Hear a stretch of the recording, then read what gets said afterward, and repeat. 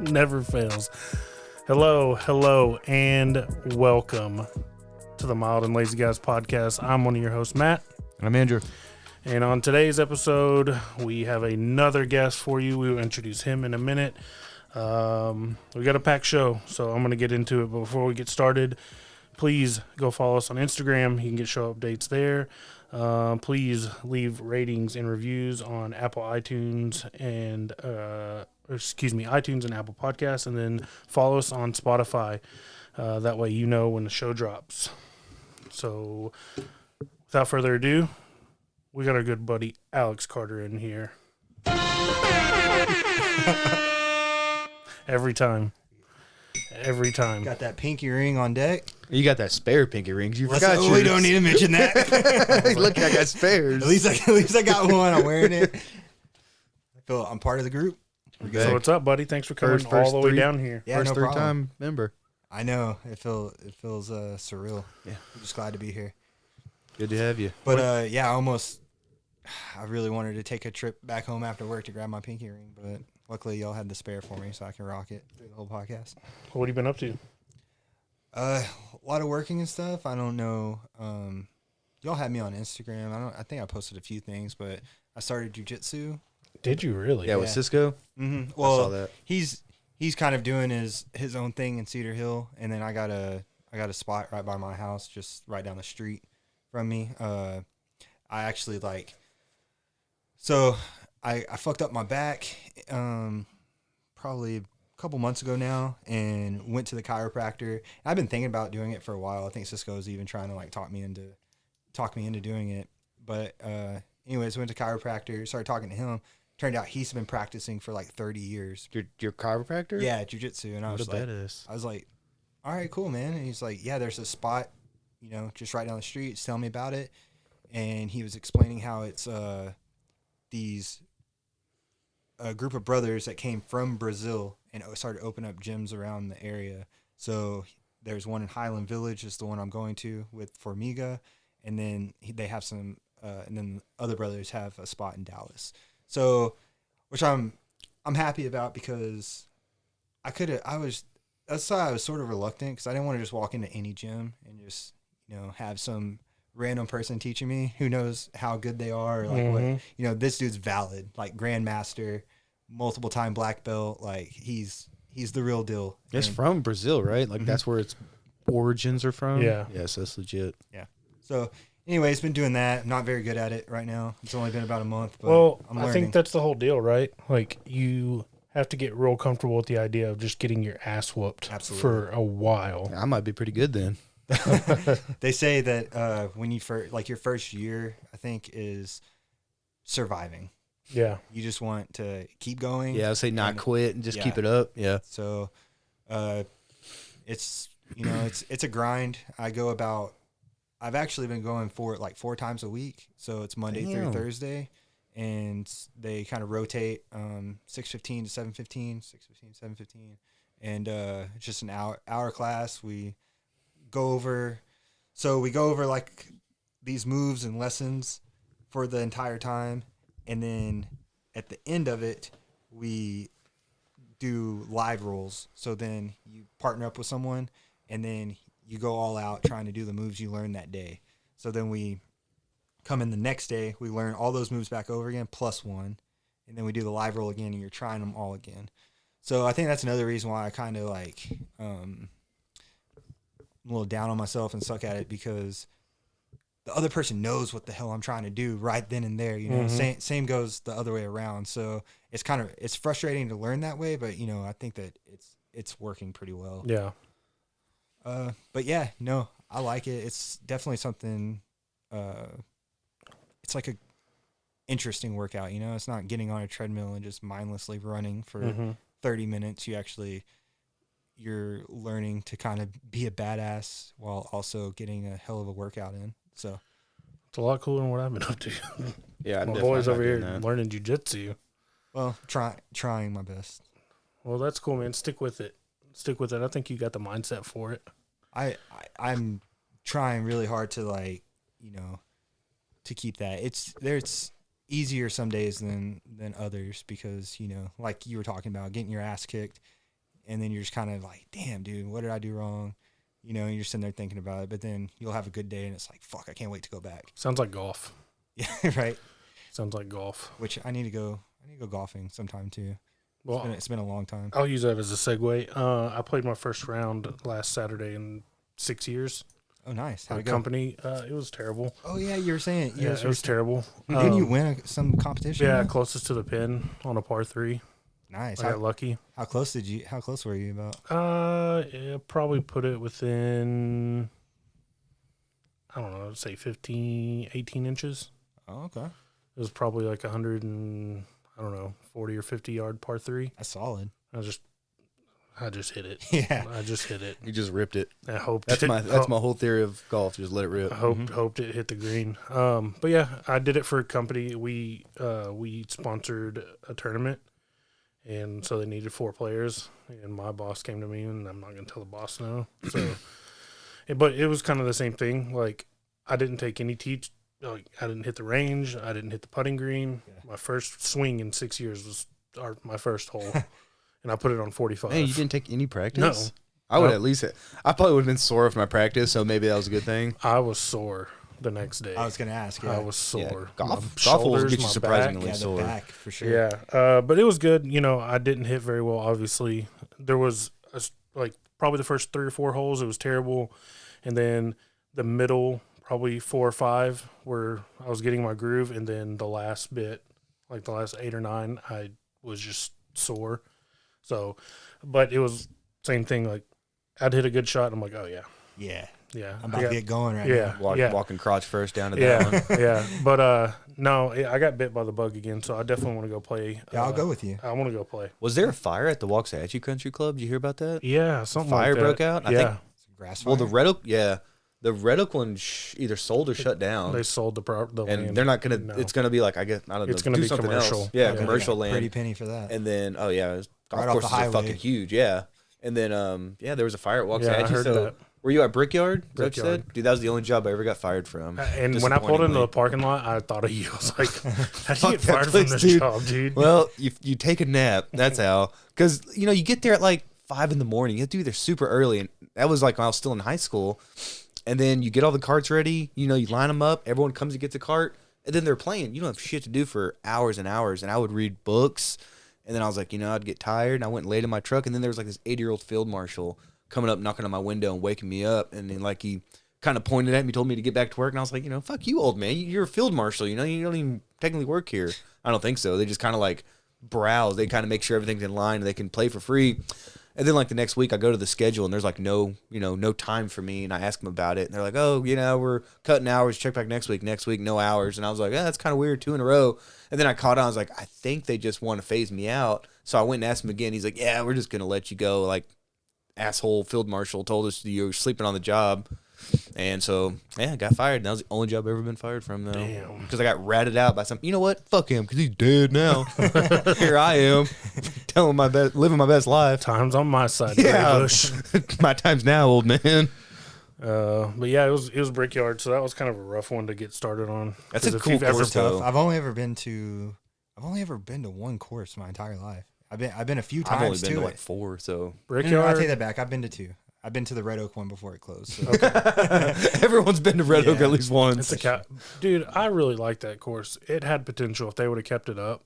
Yeah, they didn't really. It was care like hole about 10, like you're hitting kind of down over the railroad tracks. I was gonna say over the railroad tracks was dope, and it kind of dog-legged like left a little bit, and it was a cool course. But Brickyard's really tough.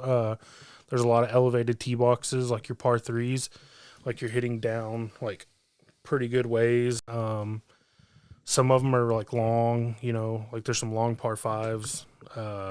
It's just a tough one to go to after such a long layoff. But oh, for sure, 6 years and you go there, but with no warming up. The dude we were playing with was really, really good. We used his ball most of the day. Yeah. Oh, okay. We used his ball most of the day. Like he goes on golfing vacations with his brother. So they go to like Arizona because, Arizona's got great golfing. They go to Florida, known for golf. The Carolinas, known for golf. So they'll go, just on a brother's trip and go golf. So he was helping me out a little bit there, here and there, but we were using his ball most of the day. So Nice. it was fun. Well, And then I found out we're moving. Yep. Yep. Our rent has gone up $300 over the last 3 years. you and your family are moving. Really? Yeah. How far did it go up? I'm sorry. $300 over the last 3 years. So it's basically like, you know, if it goes up $100, you're like, oh, it's not that bad. Yeah. And then it goes up another $100, not that bad. But then when you step It's back a and pattern. look, yeah, and you're like, well, this house was okay at this price, but now that I'm paying this, it's not that great. Yeah. So you Now it's not you've been worth it. renting. So Yeah, I'm still okay. renting. Yeah. We found another rent house. I'm just not going to pay $400,000 for a $200,000 house in this market. Yeah. This market's crazy. And I'll tell you, when you get your bill in, you look at it. You know, I pay almost $1,800 a month for this house, and like $250 goes on the house. The rest is on escrow and interest. It's the most depressing bill you'll pay all month. Damn. Like year to date, I've put like a couple $100 down on this house. Like I've only paid a few $1,000s off because the interest rate's so high. yeah. That sucks. That's just how they get you, man, at the beginning. Yeah, and I'm you gotta just- wait like 15 years before you finally reach that pinnacle. It'll and then flip. and then it'll start, you know. Yeah. But it sucks. We just want to be smart about it, and I don't want to overpay in this market. It's But crazy. but when we got it, it was a what's it called? It was a buyer's market. Now it's a seller's market. That's what I was trying to tell Claire. Is like, so now we could actually make some money if we sold this house. Yeah, for sure. Y'all could. But then it's like, okay, but Where then, do you go? then the house that we're gonna buy, is gonna be even more than what it would have been when we got this one. yeah, The only incentive is we would have more money to put down because of the money we Right. would make from the house. right. That's it though. But yeah, we would get the equivalent of this house. It would just be more to get the same house. We would just have more to put down on it. Yeah, so we're through Lauren. She knows the owners of the house. Where it's a more livable space. It's a newer house. It's That's a sweet spot too. I love that location. How 'Cause, far away is it? like 2 miles. Okay, good. It's So right you're off- still staying close. oh yeah. We're staying in town. Because that park I told you about, Uh-huh. like Ellie loves that park, Yeah. and they have a huge walking path. Like, and then it's a field in between the walking path where like people just practice soccer and football Not drills. Getzendinger. No, it's not Getzendinger. It's off Brown. Okay. So that's one of the main roads here. I think it's called Chapman Park. Yeah. Ellie calls it the Spaceman Park because it's like 'Cause it's got a space. NASA theme. Yeah, it's like space themed. So Yeah, and there's a little workout area back there too. If Uh-huh. you go even further back, it's a really nice park. It's probably several acres big because it has huge walking paths. yeah. I'm gonna have a garage, so I'm excited about like having a garage fridge jealous. and like. I was like, I don't care what you do with the rest of the house. Just give me the garage. That's what So I can- remember. That's what Jacob said. So I Same can do way. whatever I want. I'm gonna get a garage fridge. I've got a space to work on my car. How's your car coming along? It's it. good. Here, It's roll good. up. I didn't notice. No, I didn't It's look good. outside. You know, it's 26 years old, so it's gonna Yeah. have little issues. So But you said you're like working on it, trying to fix it up and stuff, right? yeah, I put new suspension on it. I put a new distributor on it. A lot of YouTube, Yeah. but I like learning it. Like it makes me feel like more of a man. Like I put new suspension on it, and I wanted to go in and take my wife. Like I felt like Conan or something. Like I bust through the door. I'm like, it's done. Just grease all over your face. Yeah, I'm gonna take you now.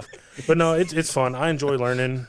It does make me feel like more of a man because I was never mechanically Yeah, inclined. I'm the same way. I need a fixer upper so I can. That's why do YouTube something is like so YouTube is come in great, handy. Yeah, you dude. can do so much just while watching a YouTube video. YouTube is great. That's what I always have to do before I try anything. I was like, all right, let me YouTube this real quick, just to get my confidence up, know what I'm doing. Yeah. And then if let me go back a minute. Okay. Everything I've learned how to do on that car, I learned from YouTube. Yeah, you So- can learn to do anything. That and like Facebook groups, like Honda and Acura, like Facebook groups.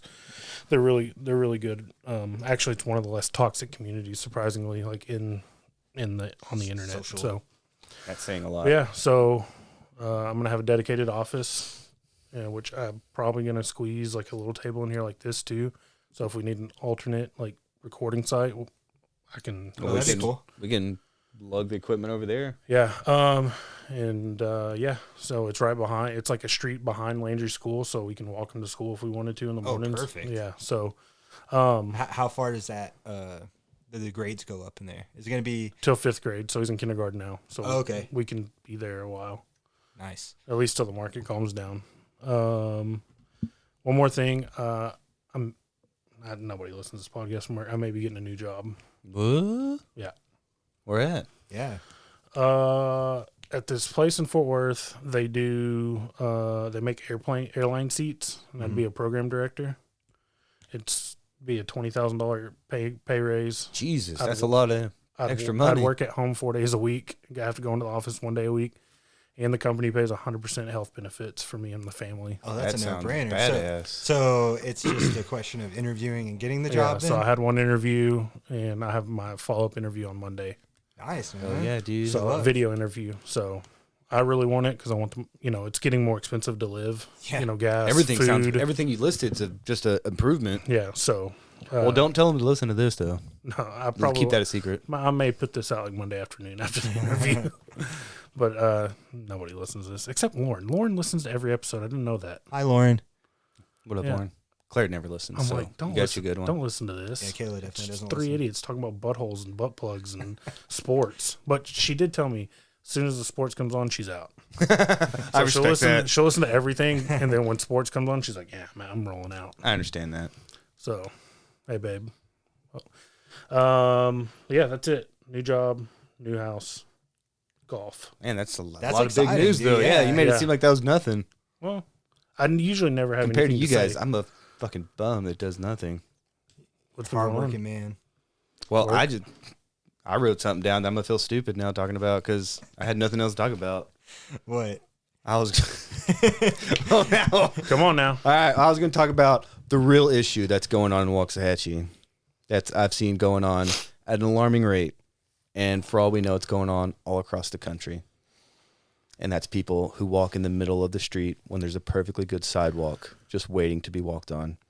Like they're walking. Like they're in the street, walking in the street instead of the sidewalk, and I have to slow down.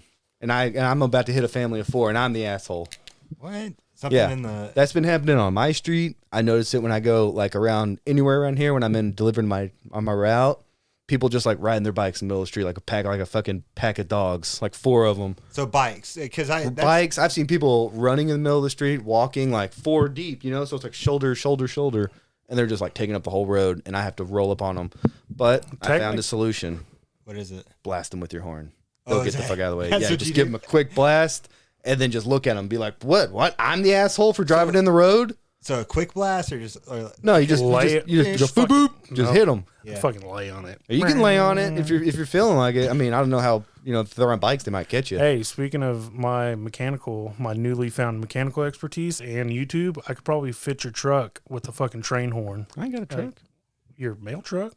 Oh, that thing's such a piece of shit. Dude, That thing's older than I am. Have like a- we could fucking rattle the bolts semi-horn. right out of it. Yeah.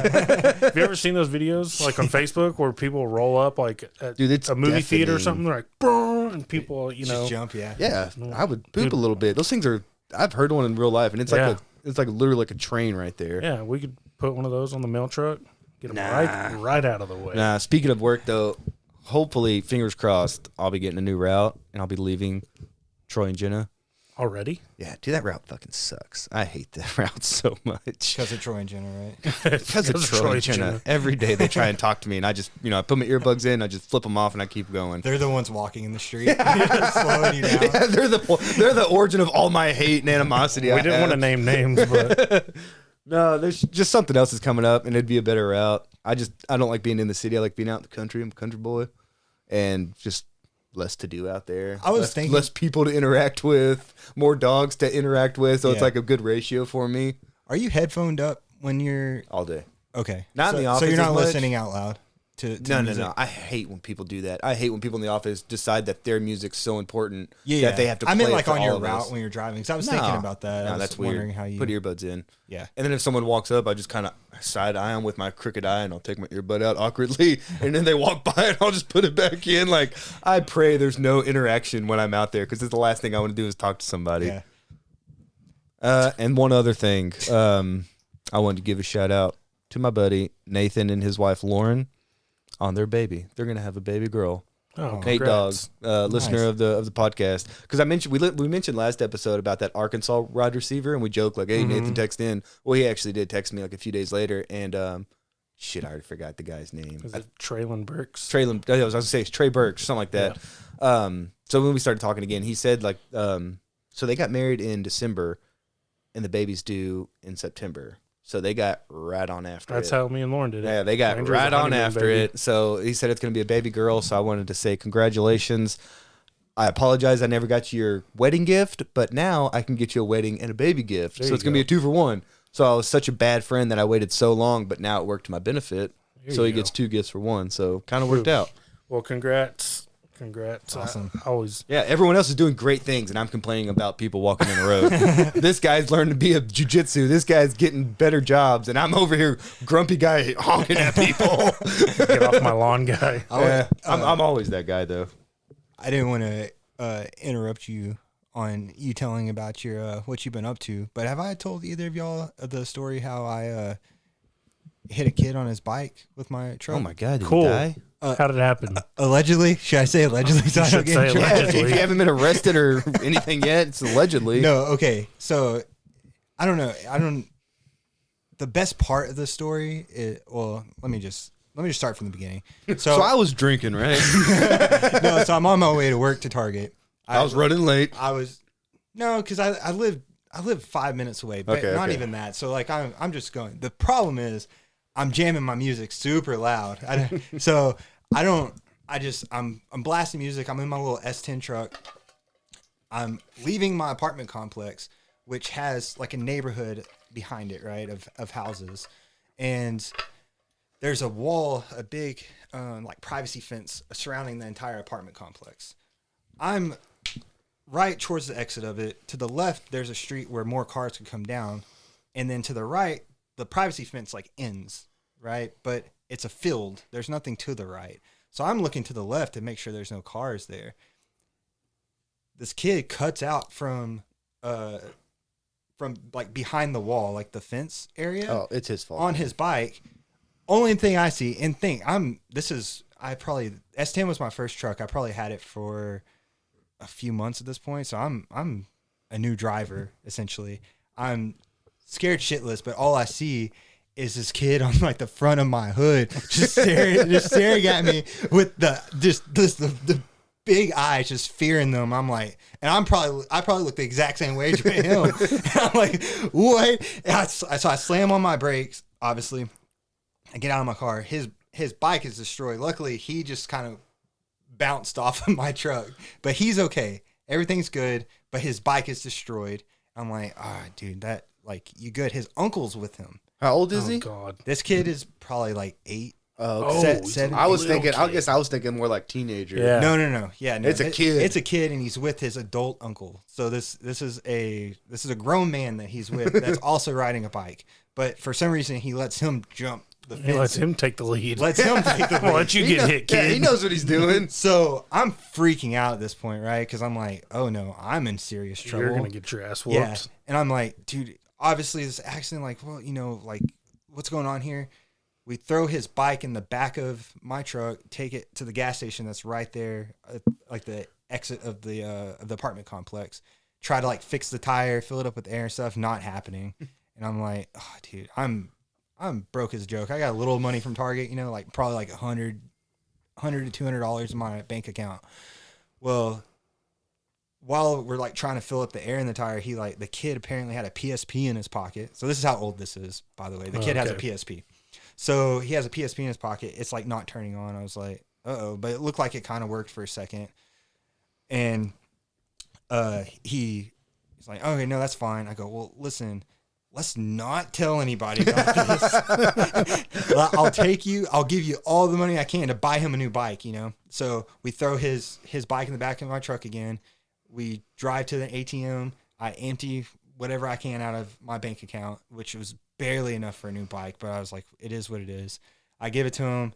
I drive them back home, and they're both living with like the grandmother. So the grandma comes out. They're being extremely nice to me. Everything is like hunky dory.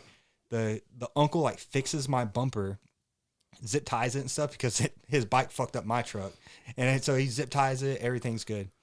I leave. I give him all my information. I'm like, listen, I'm not trying to get away by any means. Y'all have everything. No, you went above and beyond. Yeah, I was trying, I'm like, I would have burned out, dude. I'm not gonna lie. really? I probably would have panicked and just left. So you were very cool and calm about this. Definitely wasn't calm. Well, you but- were cool. But I was trying my best to be cool, so my insurance was not like Right. involved at all. By the way, this is all allegedly. And then, This was a dream Alex had.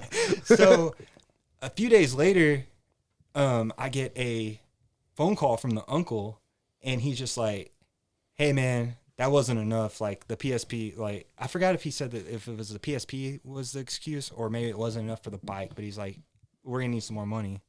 I'm like, all right, well, I got like $40 or something like that. I forgot how much money I had to give him, but I was like, all right, I got you. I'll meet you up at the gas station. I'll give it to you.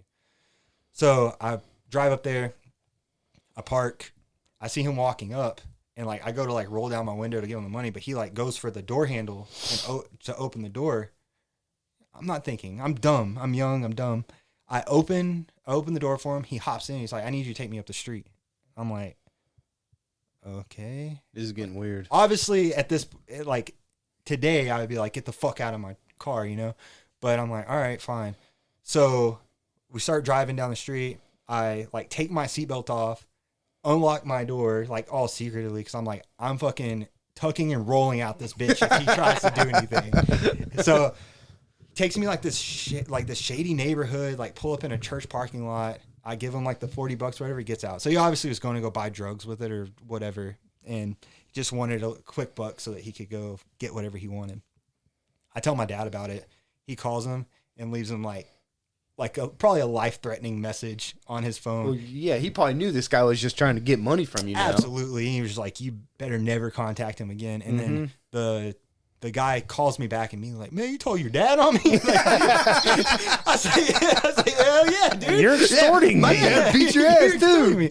So, but my dad must have put like the fear of God in him, because after that, I never heard from him. But working at Target, the grandma and the kid would come back in every now and again, and to the point where they caught me at like the cash register one time and was trying to tell me about the PSP, and I was like, listen, your uncle took your PSP money and bought meth with Yeah, right. Check the local pawn shop. like, your uncle pawned it. I go, Sony has like a year warranty thing. Maybe you could work it out with Sony. Alex was trying to be a nice guy when I would have told these people to go fuck themselves. Yeah, for real. Yeah, so anyways, that's kind of the end of it, but they came in a few extra times, and I just kind of ducked out in the back room and didn't say anything. They've pulled this scam before. But, yes, exactly. If you go to their apartment, they have a bunch of thrash bikes like on their balcony. And I was going to say the fact that he came out of nowhere and like it was almost like Right it around was the set corner. up. Yep. You know, because like you said, like there's a field over here. You wouldn't even think. That kid, dude. Like, No, that kid hit you. Yeah. Okay, yeah. But I'm saying, though, like, Allegedly. that's a dangerous game they're playing. You If got that's how they're hustled. He getting probably money. pushed him out. Yeah. I like how he goes, you told your dad? It's like, yeah, you pushed your nephew out on me. But yeah, that's why I feel okay telling this story now, because I was kind of taken advantage of afterwards, you know? And like, And this the dude was not a very good How long person. ago was this?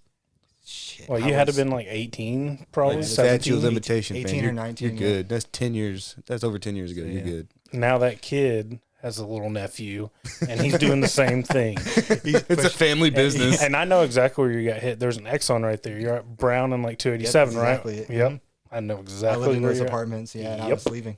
Yep. I know exactly where you were. Oh, with the alley that runs back there, too? Uh-huh. Right Yeah. next to that Exxon, and then there's another street next to like an old folks home right there. Mhm. That little area is where it went down. So, anyways, yeah. Yeah, dude, You got scammed. extorted, bro. Yeah. I mean, they didn't get much off of me, you know. I was just thrilled they didn't tell It my sucks, though. You had to insurance. give them, well, yeah, that's true. They But took you gave them what you advantage had. Of your Kindness. kindness and Youthful ignorance. Oh, 100%. Because now you'd be like, kid, you hit my car. Pick your piece of shit bike up I'd and be get out like, of here. I'd be like, hold on, I'm gonna call the cops. Yeah, right. I'm calling We'll the cops. settle this when the cops get here, and then they'll go, "Oh, you know what? I think we're good. Yeah. Yeah. You have a good day." Yeah. Yeah, that's what I thought. That's awesome. I like telling that story, though. Dude, that's such a good story. Thank you for sharing that. All right, let's get into some junk mail.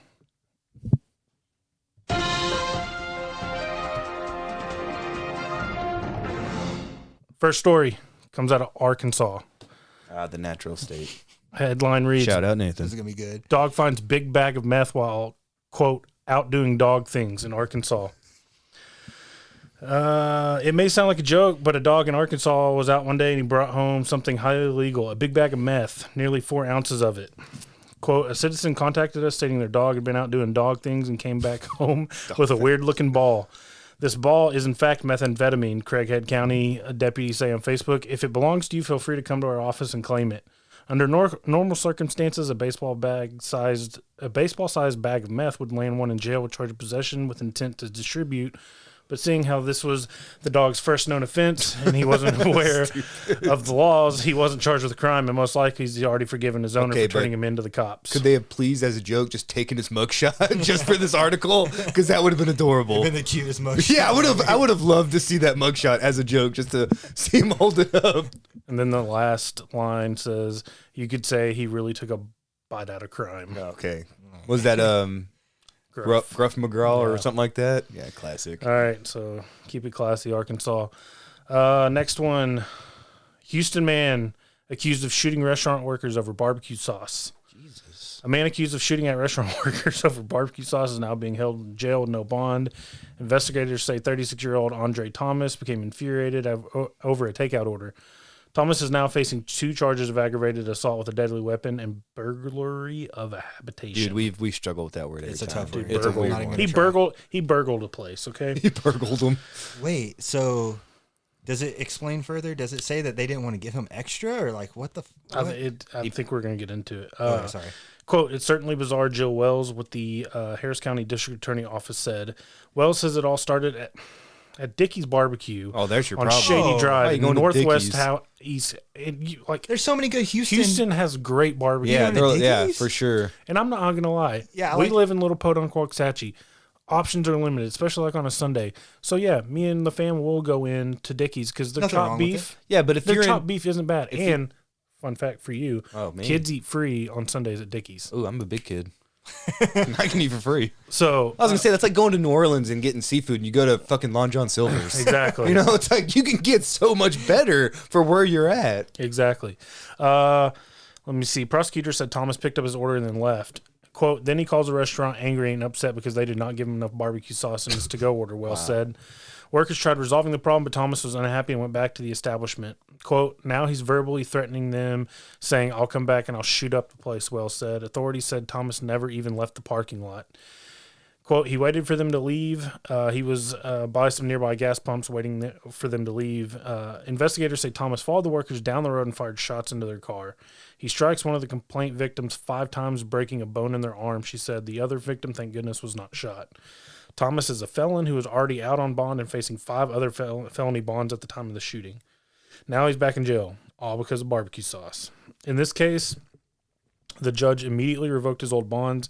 He is at no bond on all of his new cases, and again today she reaffirmed her decision. Well, he's gone for 25 to life. Thomas had previous criminal history dating back to 2009 that includes retaliation, harassment, felon in possession of a weapon, assault of a police officer, and assault on a family member. So stand-up guy. Even if he had a felony, that's a felony to own a gun, right? So that alone would be another charge. And then it's like attempted murder. It's like, yeah, this guy's, he's fucked. Yeah, Keep it classy, Houston. He should have just Locked up. went and got like some Sweet Baby Ray's Or and just took it home. Walk back into the store like a normal human being, be Oh, like, yeah. "Hey, can I get a couple extra Well, he's barbecue not sauce?" normal. No, he's not. Yeah, No, there's he's something looking. wrong with He that was looking dude. for a reason at Yeah. that point. He needs And I therapy. would, If his reason's barbecue sauce, it would have been anything that set him off. and I'm willing to admit, the going out to eat or like fast food or whatever, they never give enough sauces. You know, Hell they're no. they're limiting the sauces. Thank you for talking about the real issues I'm today. upset about that as well, but I'm not pulling out my Glock. You're just and running firing over into, kids. yeah, don't pull out in front of me, man. And the people that call and complain, and like you see these videos on the internet, and they're like cussing, like these kids are like 16, 17, Yeah, 18. for real. They just want enough money for their weed and their beer. They don't give a gas, fuck. that's it. They Yeah, don't that's it. care. Stop yelling at these kids. It's not cool. It's not right. I mean, I saw a video online. This girl like jumped through the drive-through Drive-thru window to window. grab I've the seen sauce. that. You saw that one? Yeah. I've seen Yeah. variations She's of like it. walking yeah. around in the back with no shoes on, just looking for sauce. She's like, "You're gonna give me my damn sauce." She grabs it and gets on the back. It's a serious issue. yeah, just ask. Yeah. Just ask. I'll give it to you. It ain't worth getting your fucking dirty ass Walmart feet in this restaurant. I've got a mop later. Look, I'm on a double. I don't have time for this shit. If somebody's gonna get some grease on them, and then that's gonna stop the whole issue. They're gonna hop through a window and get their fucking ass beat. That's by what I'm saying. some disgruntled Some fry cook's gonna fucking sling something on them, yeah, dude. and Yeah. like Marvin Gaye style, and then it's over. Come out looking like what's that dude? That comedian that burnt his face. Freebasing meth. Richard Pryor, Oh yeah. R.I.P. R.I.P. to Marvin Gaye. Dude, now that would be a candidate I'd get behind. How's he doing? All right, so let's get into some Reddit here. Title of this one. You know what? I decided I'm not going to give you titles because that kind of gives you insight into like. Fair enough. It kind of. This is relationship advice though, so I dug out some. We're more good at relationship this. advice. Is this one of those 3 studs. No, this is relationship advice. Okay. All right. My wife and I have been married since September of last year. Before that, we dated for 4 years, so we've been together a while now. Living together for 2 years, and we've been talking seriously about having kids and stuff as our future together. Then this harkened, and I'm not really sure what I'm supposed to do about it. Last night, my wife and I went out to dinner with a couple that are friends. We do this every now and again. My wife had a few glasses of wine, which is normal for her. Then before we left, she asked to do some shots with everyone, which is very out of character for her. She doesn't really like liquor, let alone shots. On the way home, she asked me if I wanted to get another bottle of wine because I was driving, so I hadn't had much to drink up until that point. So I stopped and got some wine, and we sat in our living room and just talked and drank wine. After a while, she started to get emotional, and I was confused, so I just tried to comfort her. She kept telling me, I don't deserve you, and you're too good for me, and stuff like this, which made me feel good, but also made me feel sad that she was crying. I told her that was nonsense, that we deserve each other, and then she says, but you don't understand. And at this point, she was acting very strangely, so I just chalked it up to her emotions, to her drunken state. She made me promise that I wasn't going to get mad at her, and then she told me that she had something she'd wanted to tell me for a really long time now, but she never knew how to say it and never really thought it was a good time. By this point, I just felt terrible because I hate secrets, and she was like tinkering back and forth with telling me this secret. Eventually, she said okay, but made me promise again that I wouldn't yell or get upset, and I promised. Literally nothing could have prepared me for this. She told me that the night of our wedding reception, she hooked up with her ex-boyfriend, a guy who was very much still involved in her life as a friend. And what's that say? Oh, I mean, she has hung out with him without me since we've been married, and I've hung out with him too. He is one of our friends and is also in a relationship, so all of this was just a lot for me to process. They dated all throughout college, so before we really started getting to know each other, but they remained friends even when we got involved. Initially, when she told me this, I thought she was just messing with me, some sort of weird joke or something, but then she started crying more and apologizing. She kept saying that she loved me and it was a huge mistake, and she regretted it and wanted to take that secret to her grave because she loved me so much. But she wanted to tell me because the guilt was eating her alive. I asked her for clarification on what hooked up meant, and I said, please just tell me you didn't have sex with him, and she just looked away and cried more. Damn. I really didn't know what to say or do, so I just went over to hug her and comfort her and asked her why. And she asked why I wasn't mad, and I didn't have an answer, so I didn't say anything.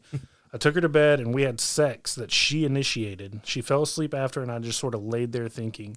I packed a small bag and went to my dad's house, and I've been here ever since. I haven't answered her call or text, and I've only spoken to one friend about it. I feel like I should be angry, but I'm not. I don't really feel anything but sadness. I feel sort of betrayed, but that's about it. Is this something I should just kind of let pass us by? Should I end our relationship? I mean, I love her, and she's had enough respect to tell me, so I feel like she knows she made a mistake and did something wrong. Or what should I do about the situation? I don't feel right being around her at the moment, and I know I should be really angry, but mainly I'm just sad.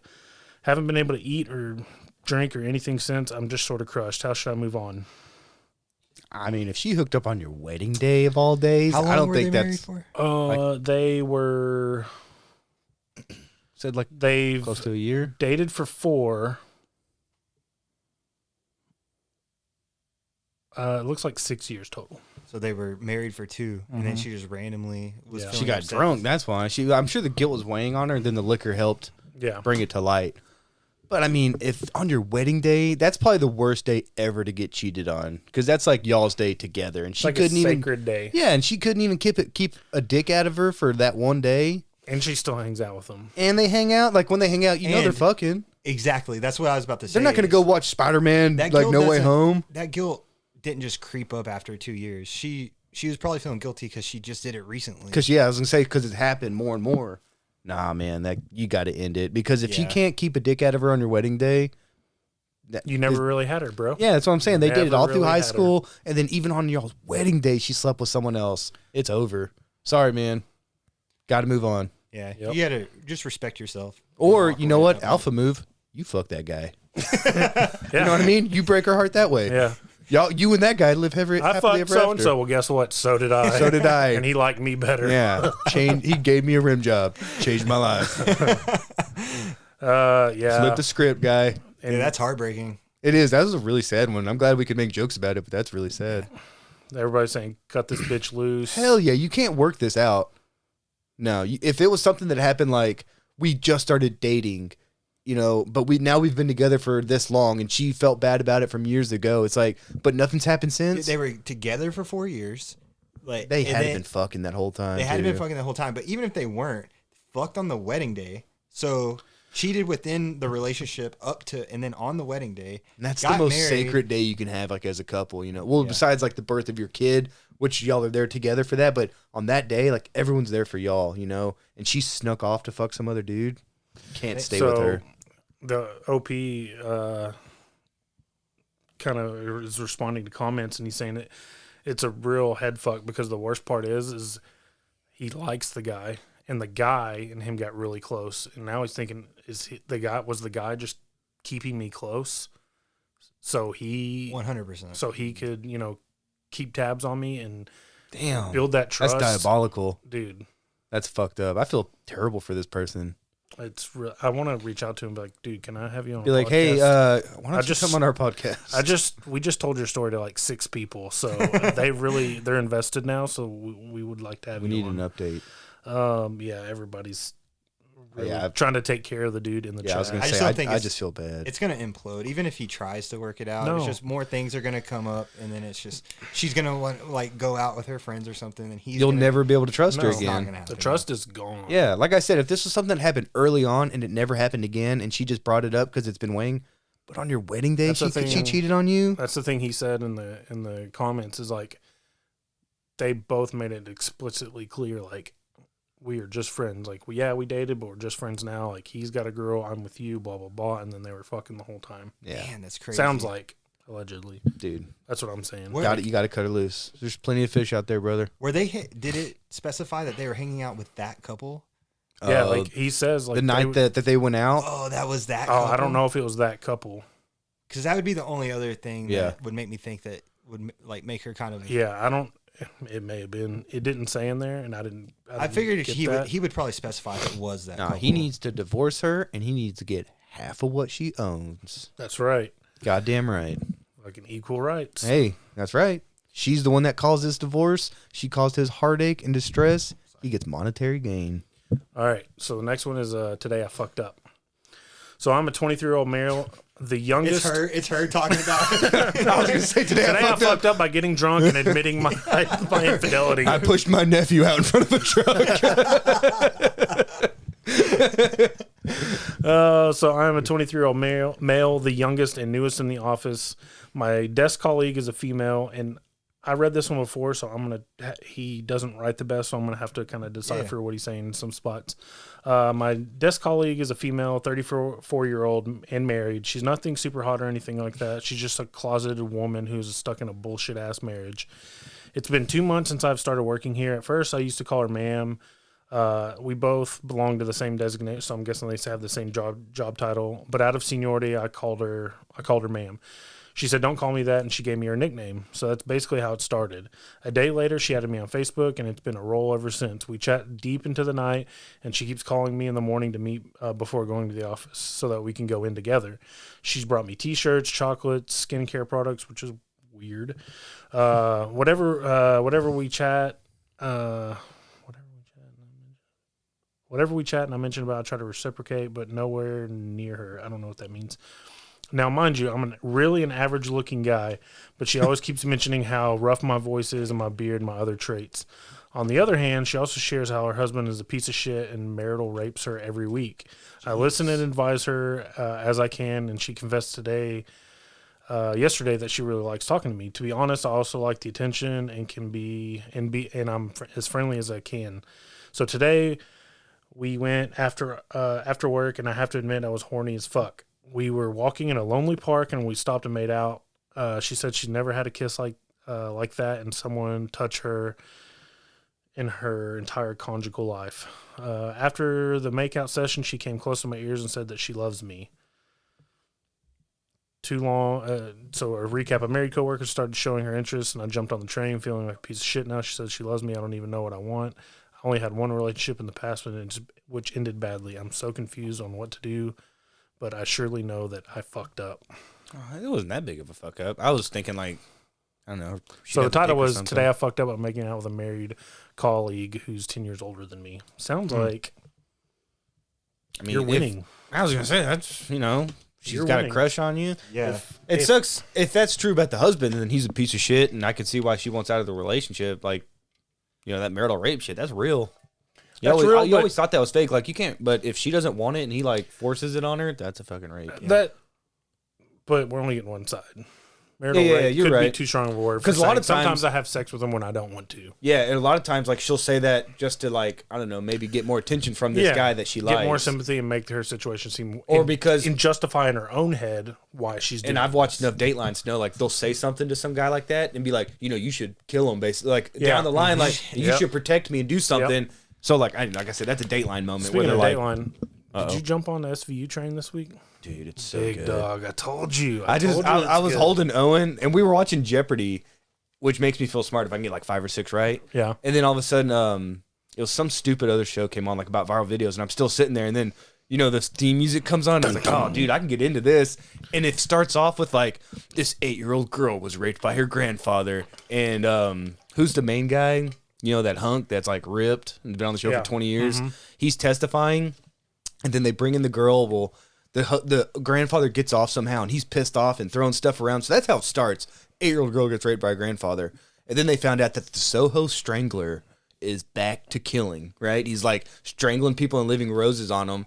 So they had the guy that they thought did it, who got released after 18 years. Well, he's mentally challenged. You find out early on, like, he wasn't the guy. He was kind of railroaded. Mm. And so they're looking for the right guy. And then you got Hawkins. Mm-hmm. Dude, he's such a rough character. Like, he's just chain smoking and drinking. He finishes a bottle of whiskey, and he walks over, and he's got a crate of more whiskey. He just grabs a new bottle, cracks it open. He's listening to the confession tapes where he's like, I'll put that guy's head through a fucking wall. We didn't say fucking, but, you know, he's so tough. And he's like, I convinced myself that he did it. So it turns out he was innocent. The guy was about to kill himself. So then they got to go find the real guy. And, you know, they chase him down on a rooftop.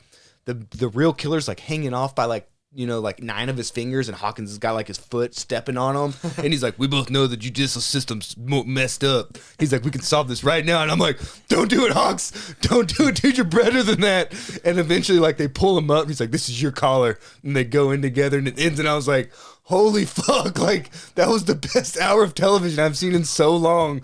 I was like, I got to go back, man. I got to go back to like 2001. I told you got to go back to the beginning. And like, that's something my mom always watched. Storylines and backstories. Yeah, and whoever his part, dude, she's a babe. That was when she had her shorter hair.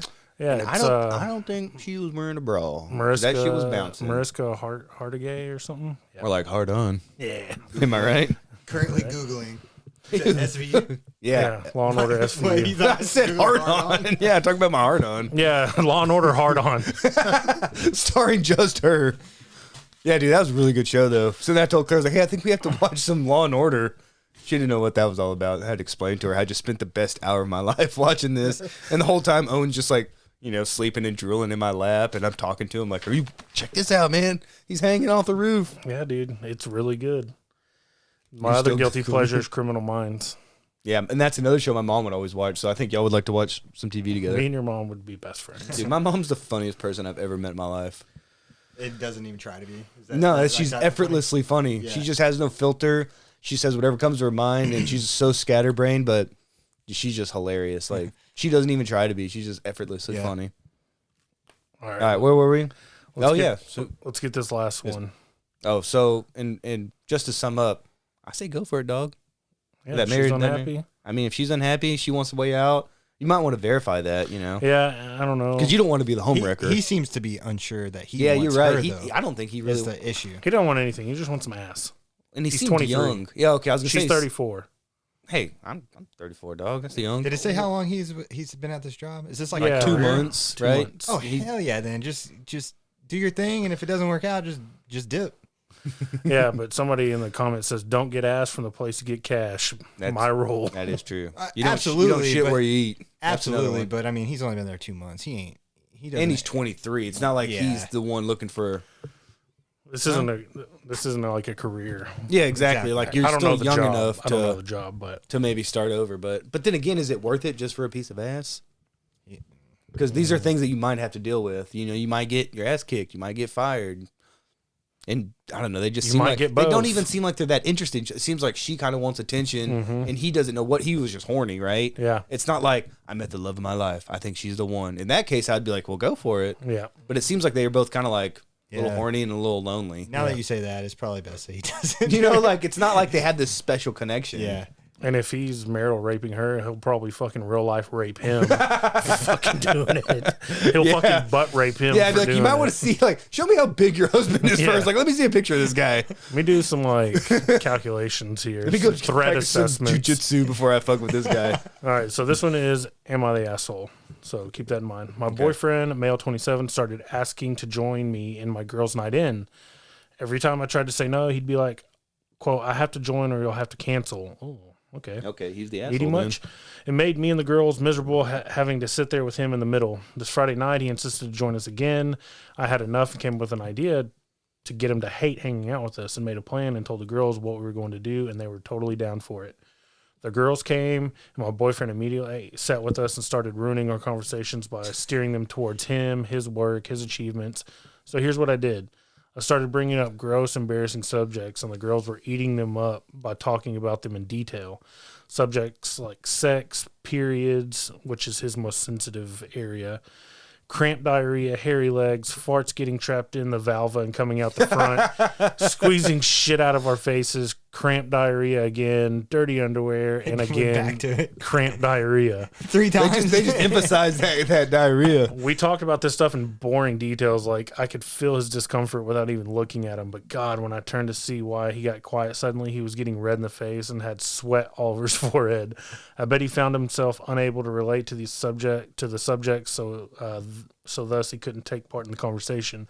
He got up from the couch and ready to head out. I looked at him, asked him where he was going, and he said, and he was like, I remembered that I have an important meeting with the guy in about 10 minutes, and I have to go now. And he rushed out telling us to have fun. The girls and I started laughing hysterically. He came home and berated me, saying that I made him feel uncomfortable and sick with the horrible subjects that I kept bringing up. I said, what are you talking about? This is the typical stuff that girls talk about all the time, but he insisted I made him upset and caused him to leave. He declined to speak to me and has been quiet ever since. Am I the asshole? Update. No. Y'all, wow, I just got home and left this post at 70-ish comments, and here I am looking at hundreds of comments, but only read a bunch. You guys, thank you so much for your feedback and enlightening advice. Just to add to context, this is his apartment. He tells me who is and isn't allowed to come, and I thought this was fine since it's his place. Though I help with the bills, but he makes so much more as the head of security in this company, so that's that.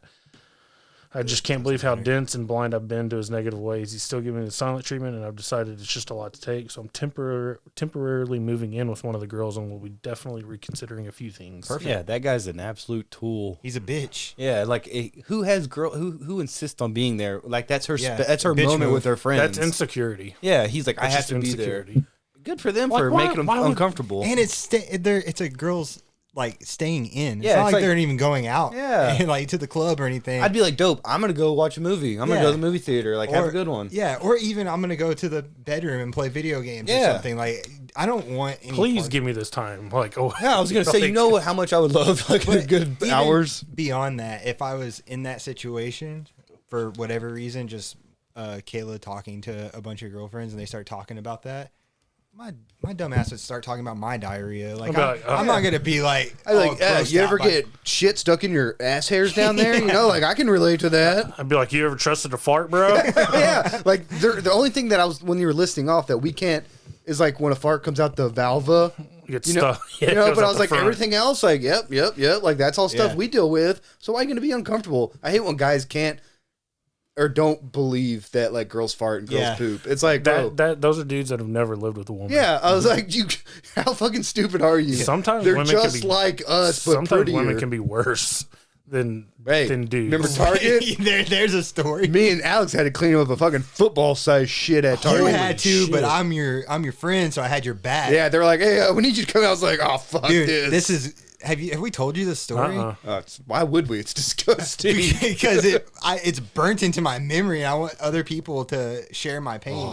But so should I not even tell it? Go for it. I'll let you tell it. I'm not talking about it. It's nasty. So, by the way, we had it.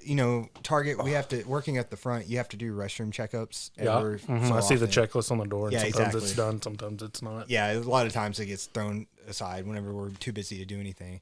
But there's a time the girls' restroom backed up, and it was always, dude, the girls' restroom was always so much nastier than the guys' restroom could get.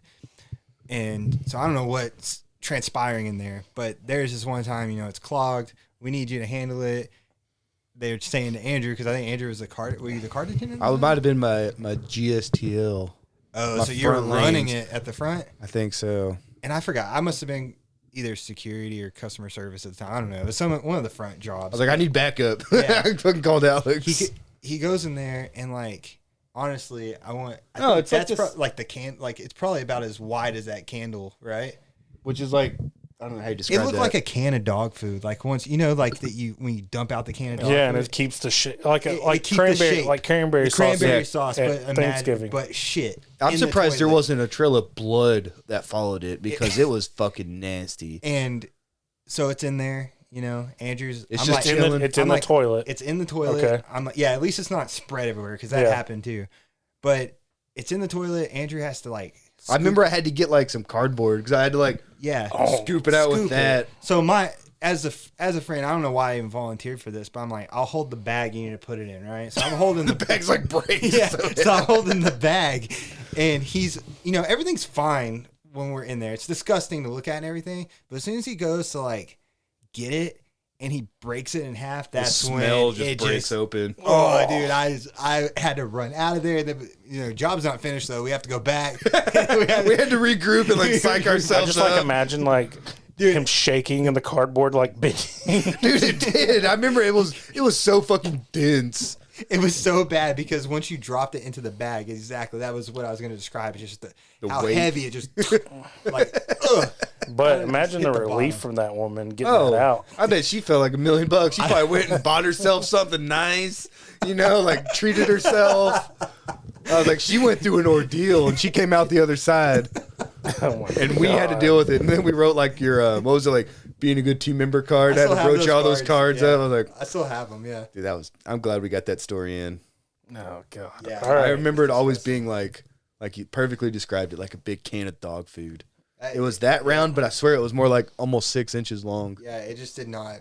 It just didn't make sense to me how that came out of someone's body. That's like something that would come out of the Big Show, the Yeah. wrestler. I was like, that's what Andre the Giant. that's what his shit looks like. That's not what the shit looks like here. I'm like, that real was something world. in the real world. No, that doesn't happen. This is a movie. I'm like Ashton Kutcher's about to come out and punk me. like that's what's going on. That's the only explanation I got. But yeah, that's what happened. That's a was true bad. story. But It was yeah. the biggest shit I've Yeah. ever seen in my life. See it? Reason 468 of why you treat your retail workers good. yeah. Yeah, you got to clean up shit. Yeah, literally. All right, let's get into Mount Rushmore. Boys, I feel like this is going to be a marathon. We're at an hour. All right, we're ready. Let's bust through this. Okay, All I'll right. go first. All right, I'll go first. Oh, no. Alex, you go first. Alex, Okay. Matt, and then we'll do snake. Alrighty. So you want Oh, to you Guy printed brought them fucking out. pictures, nerd. you want to explain what the Mount Rushmore Okay, is, or me? our Mount Rushmore this week, we are doing the best sports logos and the worst sports logos. Anytime, current, former, just Okay. ones we think we like. Matt, make sure, Alex, make sure you show it to the camera right here. Pictures that you yeah. brought. All right. So, well, y'all are gonna appreciate it once y'all see the photos of it. I'm already trying to look at them. Well, okay. So for the best, Uh-huh. I have first and foremost. This is no order. I would say I Okay. didn't really rank them in any order, but from 1995 to 2008, the Raptors logo with the purple With the bat. dinosaur With the dribbling Velociraptor the dribbling, basketball. hell yeah, Exactly. it was dope. it's just iconic. And you got that Carter? Yep. was gonna say, I have the you I have have to. the jersey shirt. I don't have the jersey of it, but Perfect. Yeah, it's awesome. Are you doing all yours? Or are you? Oh, how do you want to do it? You One want at a to time. snake it? One at a time. Okay, so yeah, so that's my first one. Okay, my first one is the old school Dallas Burn logo from 96 to 04 with the Pegasus. Oh, Let me pull it up. wish you had pictures now, huh? Yeah, I really do. These pictures coming in handy now.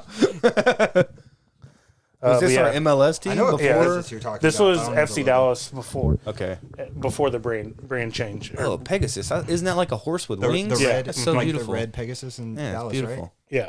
That was like the old Exxon logo or something, right? Maybe you could like come over here and look. That. Okay. So You're screwed because you're on the other side of the TV. Yeah, I'm okay. Maybe you could Google. I don't know. so the Yeah. legs of the Pegasus are like lightning bolts. Yeah, and then he's got flames coming out of his mouth. That's for the sick. I burn. like that. I like the Yeah. colors too. Yeah. I brought this up during text, but like I don't know if y'all want to explain now, but like what your criteria was for this, because I think Whatever a big, looked cool. A big Yeah. part of mine, Just had to look cool. well, a big part of mine was like the colors being used, because Mm-hmm. once you'll see that, like once I finish my list, there's a lot of like reds and blues and stuff like that for like basic ones. This one, a lot of mine have vibrant colors or like, really stand out logos. Well, I will say I do know the green color was Nike made the jerseys back then, and they called it wasabi green, I like that. and Yeah. it was always real cool. I can we had assume it looks cool. We had a white away kit, and it had a black stripe with 2 wasabi greens on Well, I can see a few other ones. That looks nice. Yeah, this one right Who's here. that stud back there? Oh, that's Neil Young. What up, bud? But yeah, Dallas Burn, their old or FC Dallas when they were the Dallas Burn, their logo from 96 to 04. Man, I didn't get years.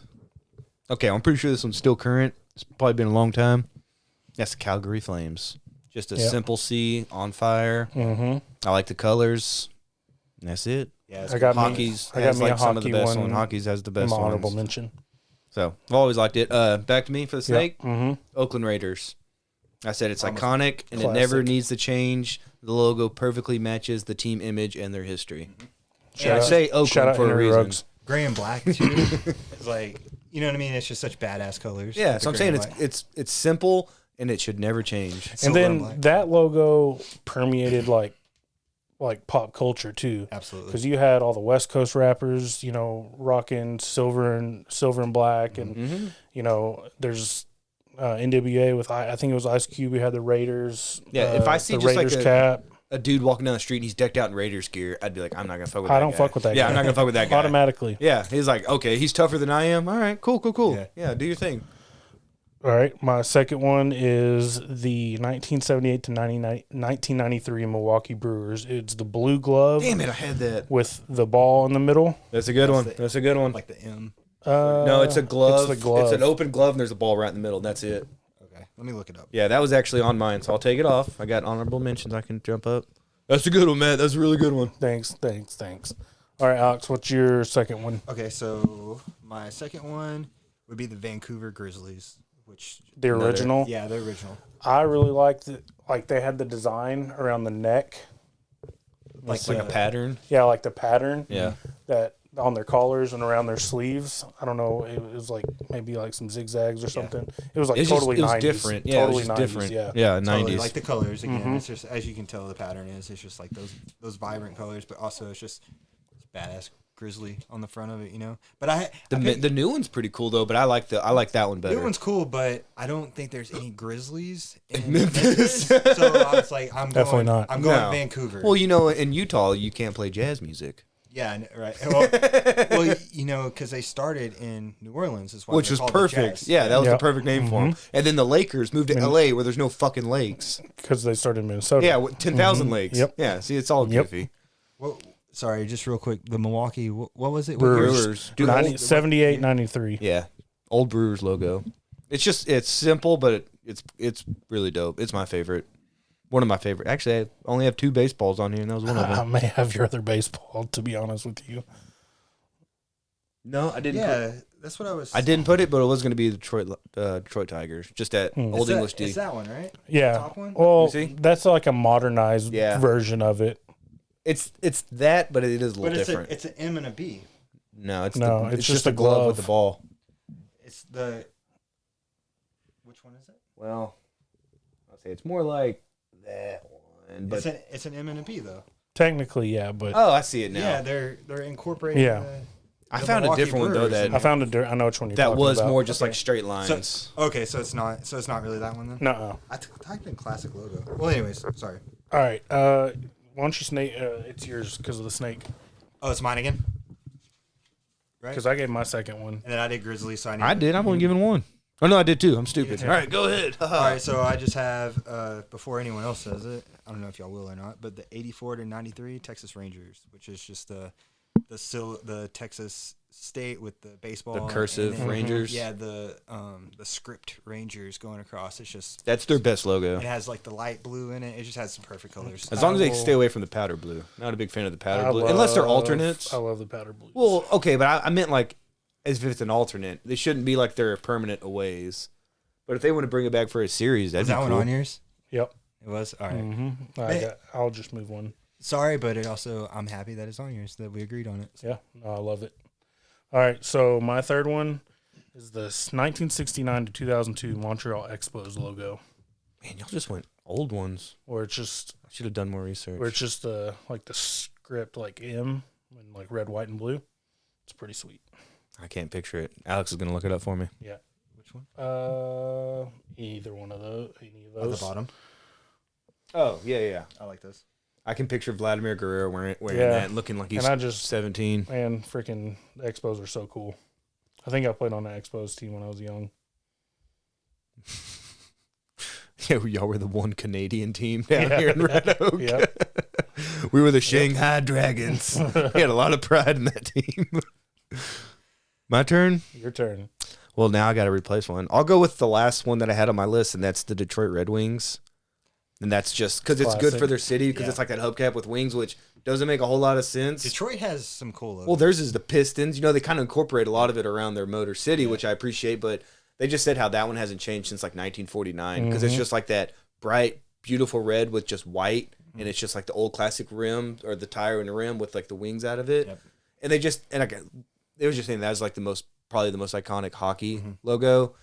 And I think hockey has the best ones anyway. So I had to put two ones in. Okay, my last one, because we're snaking it to me. I can either go, because I got to pick one from honorable mentions. I can do a basketball one or a football one. Have you done a football one yet? Or a basketball one? I've done a football one. Okay, I'll go basketball. Yeah, I want to do basketball. Wild card. I really like the Phoenix Suns, where it's just a basketball with the sun peeking out of it, and it's Yeah. like shooting through. I like It's it. simple, but I like it. And I really like last year in their playoff run where they did the Valley colors, That Yep. was really where it cool. was like black, orange, red, Yeah, yellow. that's really sweet. Yeah, so I like their color scheme that they went with, and it's like a nice alternative. So that's all I mine. said the valley, In the valley, on valley it, or it- something for the valley. It just said like the valley on it, I think, and I think that's a pretty sick. Yeah, like, and you had like a silhouette of like a cactus or something. Yeah, I like that. My last one, it's a current one. It hadn't changed. New Orleans Saints. Just the fleur de lis on the helmet. Iconic. You see that, you know who it is. I was considering it Black too, and because- gold. I like black and gold on football uniforms. I don't know. Like it. Always have. There you go. I like it. And I'm surprised. I mean, maybe y'all didn't want to go with this, but the Anaheim Ducks. I like the The old school. old With the school. two The hockey old hockey sticks. mask. the two Yeah. hockey sticks, Sticks. and then the goalie mask that's shaped as a duck. As a duck, they got to keep it. It's just badass, and then the colors are sweet too with the purple and. Yep. and- Lost my respect when he dropped the mighty from the name. Mhm. Same thing with Tampa Bay. Should have stayed the Devil Rays. Yep. How do y'all want to do honorable mention? Should I Just You bust just them out. rattle mine bust off? them Yeah, out, but yeah. you just say all yours. So the Detroit Tigers, I think, has a sweet logo. Yeah, that D. Oh, you With like the that? tiger through it. With the tiger through it, just looks mean. The Minnesota Timberwolves, they got two that are kind of similar. They've changed the shadows on the wolf, but so it doesn't matter, one of those. And then obviously the which could have easily been in my best, but I was trying not to be such a homer, but Yeah. just the 10-gallon hat Yep. Mavericks logo. Yep. That's on mine. I feel like that's their best logo. Yeah, it is. They should just go back And it could to easily be in one of the best for me, but I was just trying not to be like. Yeah, I did the Straight same thing. homer. I got two Dallas teams on my honorable mentions. I didn't because I put- didn't want to put them up top. Yeah, I didn't put Cowboys, but Cowboys to me, like you see the star, you know who it is. Okay, well, type there's my deal. second one. Arsenal FC from England. I didn't know they really had logos. They have is it like a They have crest? crests. Okay. So their crest from 1990 to 02. Some of those teams go back a long time, don't Oh yeah, they? 1890s. You know, Yeah. 19, I guess early some 1900s. baseball teams do as well. But Like, yeah, Arsenal. They had a sweet one where they're named technically they're the Arsenal, but they just go by Arsenal FC. But they had one with a cannon. That was really cool. oh, nice. Yeah, those are Okay, cool. with cannons. Which one is? Anyone from like 94 to 02. So that third row. That's my favorite. Oh, okay. Some of my favorite. And then the Vancouver Canucks, 78 to 97. The Canucks. I don't know if you can look that up so you can give him a visual reference, but it was like, I don't know, it says Canucks and it's like in a slanting font and it's got a bunch of lines. Oh, that is sick. I've never seen this one before, I don't think. It's pretty sick. Oh, that's really cool. It looks Yeah. like it would be for like a record label. Mhm. Yeah, I agree. Or All right, well. like it'd be on a band t-shirt or something. I don't think That would be a dope shirt, it's actually, like a especially nice- with those it's a colors, nice because those are Yeah. the ones we just described almost for Phoenix. Yep. All right, well, Vancouver all Canucks. mine are not cool retro ones like y'all, but I got the Chicago Blackhawks, Yep. one of my favorite hockey logos. Detroit Lions. I think it might probably just because I've been playing with the Detroit Lions so much on Madden lately, and the Dallas Cowboys. To me, it's just like a simple, iconic look. Like you see that star in a helmet, you know exactly who it is. Just like Yankees, pinstripes, Yeah. Yep, Cowboy same thing. star, all that. All right. So You want to rattle off Least your favorite? worst, and then we can go back around this way for worst? You want me to start with Or mine? do you want to snake the worst again? I'm going to go ahead and get my worst out of the way because it's really easy. Y'all ready? Mine aren't. Y'all ready? Okay. My worst logos: the Philadelphia Eagles, the Philadelphia Phillies, the Philadelphia Flyers, Philadelphia 76ers, Houston Astros, Houston Texans, Houston Dynamo, and the Houston Rockets. All those are the worst logos ever. Just because you They can hate the fucking teams? suck it. They can suck it. Houston and he's Philly trying to can drop suck his it. mic right now. Houston and Philly can. Oh, and the Philadelphia Union, you can suck it too. Damn. All right. How you gonna follow that up? You do it. And You then know I'll follow what though? you up. I gotta say that the old Eagles logo with like the hawk coming in with his claws. That's actually the pretty Kelly dope. Green. They're bringing it back. Yeah, that's pretty fucking I cool. saw that. Like the Bringing it back. like the Reggie White ones you would see back Randall in the day. Cunningham. Yeah, those They're are bringing dope. those And back. I like Those some are of dope. And those I black like that. 76ers jerseys are actually pretty sick too. I think I saw some Iverson. alternative where it's like recently where it's like the Liberty Bell. I don't know. So I've seen alternative or 76ers. Where do they play though? Philly. Yeah, they suck. I get your point. Point taken. I went more silly with mine, but Okay, well I was. suck. You want to go yours? I can. I don't know if mine's gonna be. Very You don't good. sound very confident, so I'll let you go. All right, cool. So 2015 and now, LA Clippers.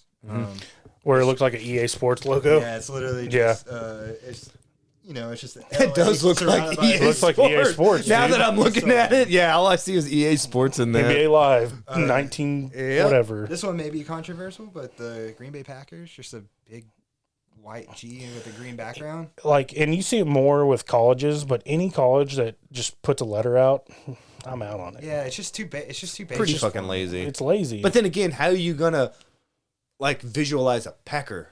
Yeah. Because how do they get their name? Is it from the packing industry or I something? guess so. Packing cheese. I don't know. Right? Like I'm Pack not a even lot of sure. fudge. I'm not even sure how their origin of their name is. So it's like, how would you put that on a Yeah, logo? valid point, but I mean, still just. But kinda then again, like blah you logo. said, maybe you could mix it up a little. But then again, you know They're what? fit- They're one they're- of those iconic teams. Yeah. They don't have to that's why I change. say it's probably controversial because of that reason. They're iconic. Nah, fuck but Green Bay. whatever. Hope their quarterback agrees throwing to.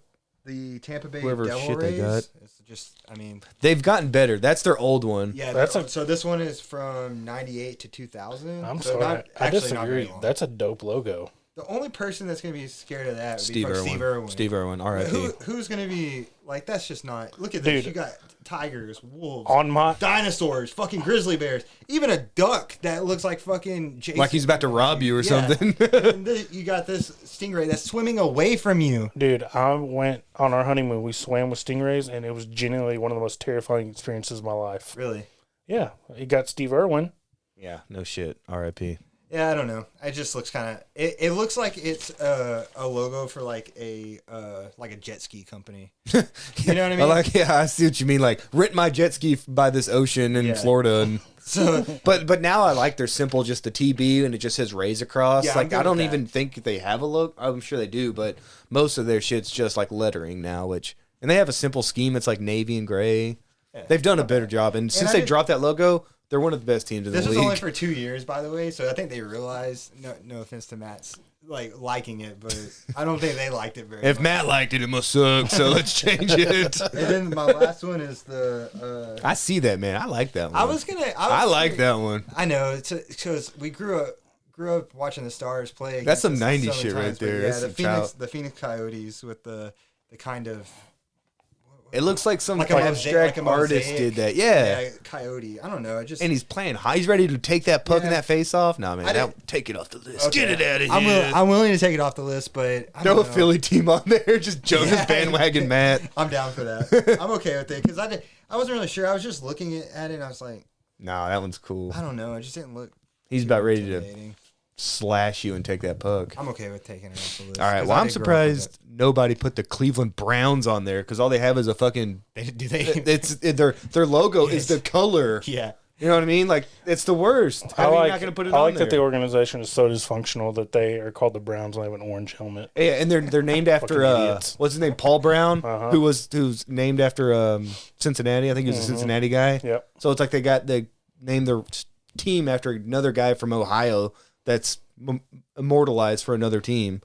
I got the San Diego Padres again. Just a little effort. They brought their brown and yellow and white unis back. I've never been a fan of that. There some of because I was looking at some of the retro logos. Some of the retro logos are pretty cool for the Padres, but they're modern ones. But that's what I'm including now for worst. Yeah, Orlando Magic. It's just like a sparkly ball getting thrown across. Yeah. it's a big gay ball. Yeah, it's exactly. It's a big little gay ball getting thrown across. Do they have a retro logo that's, or has it always been that? I mean, their old ones were like the black, pinstripes.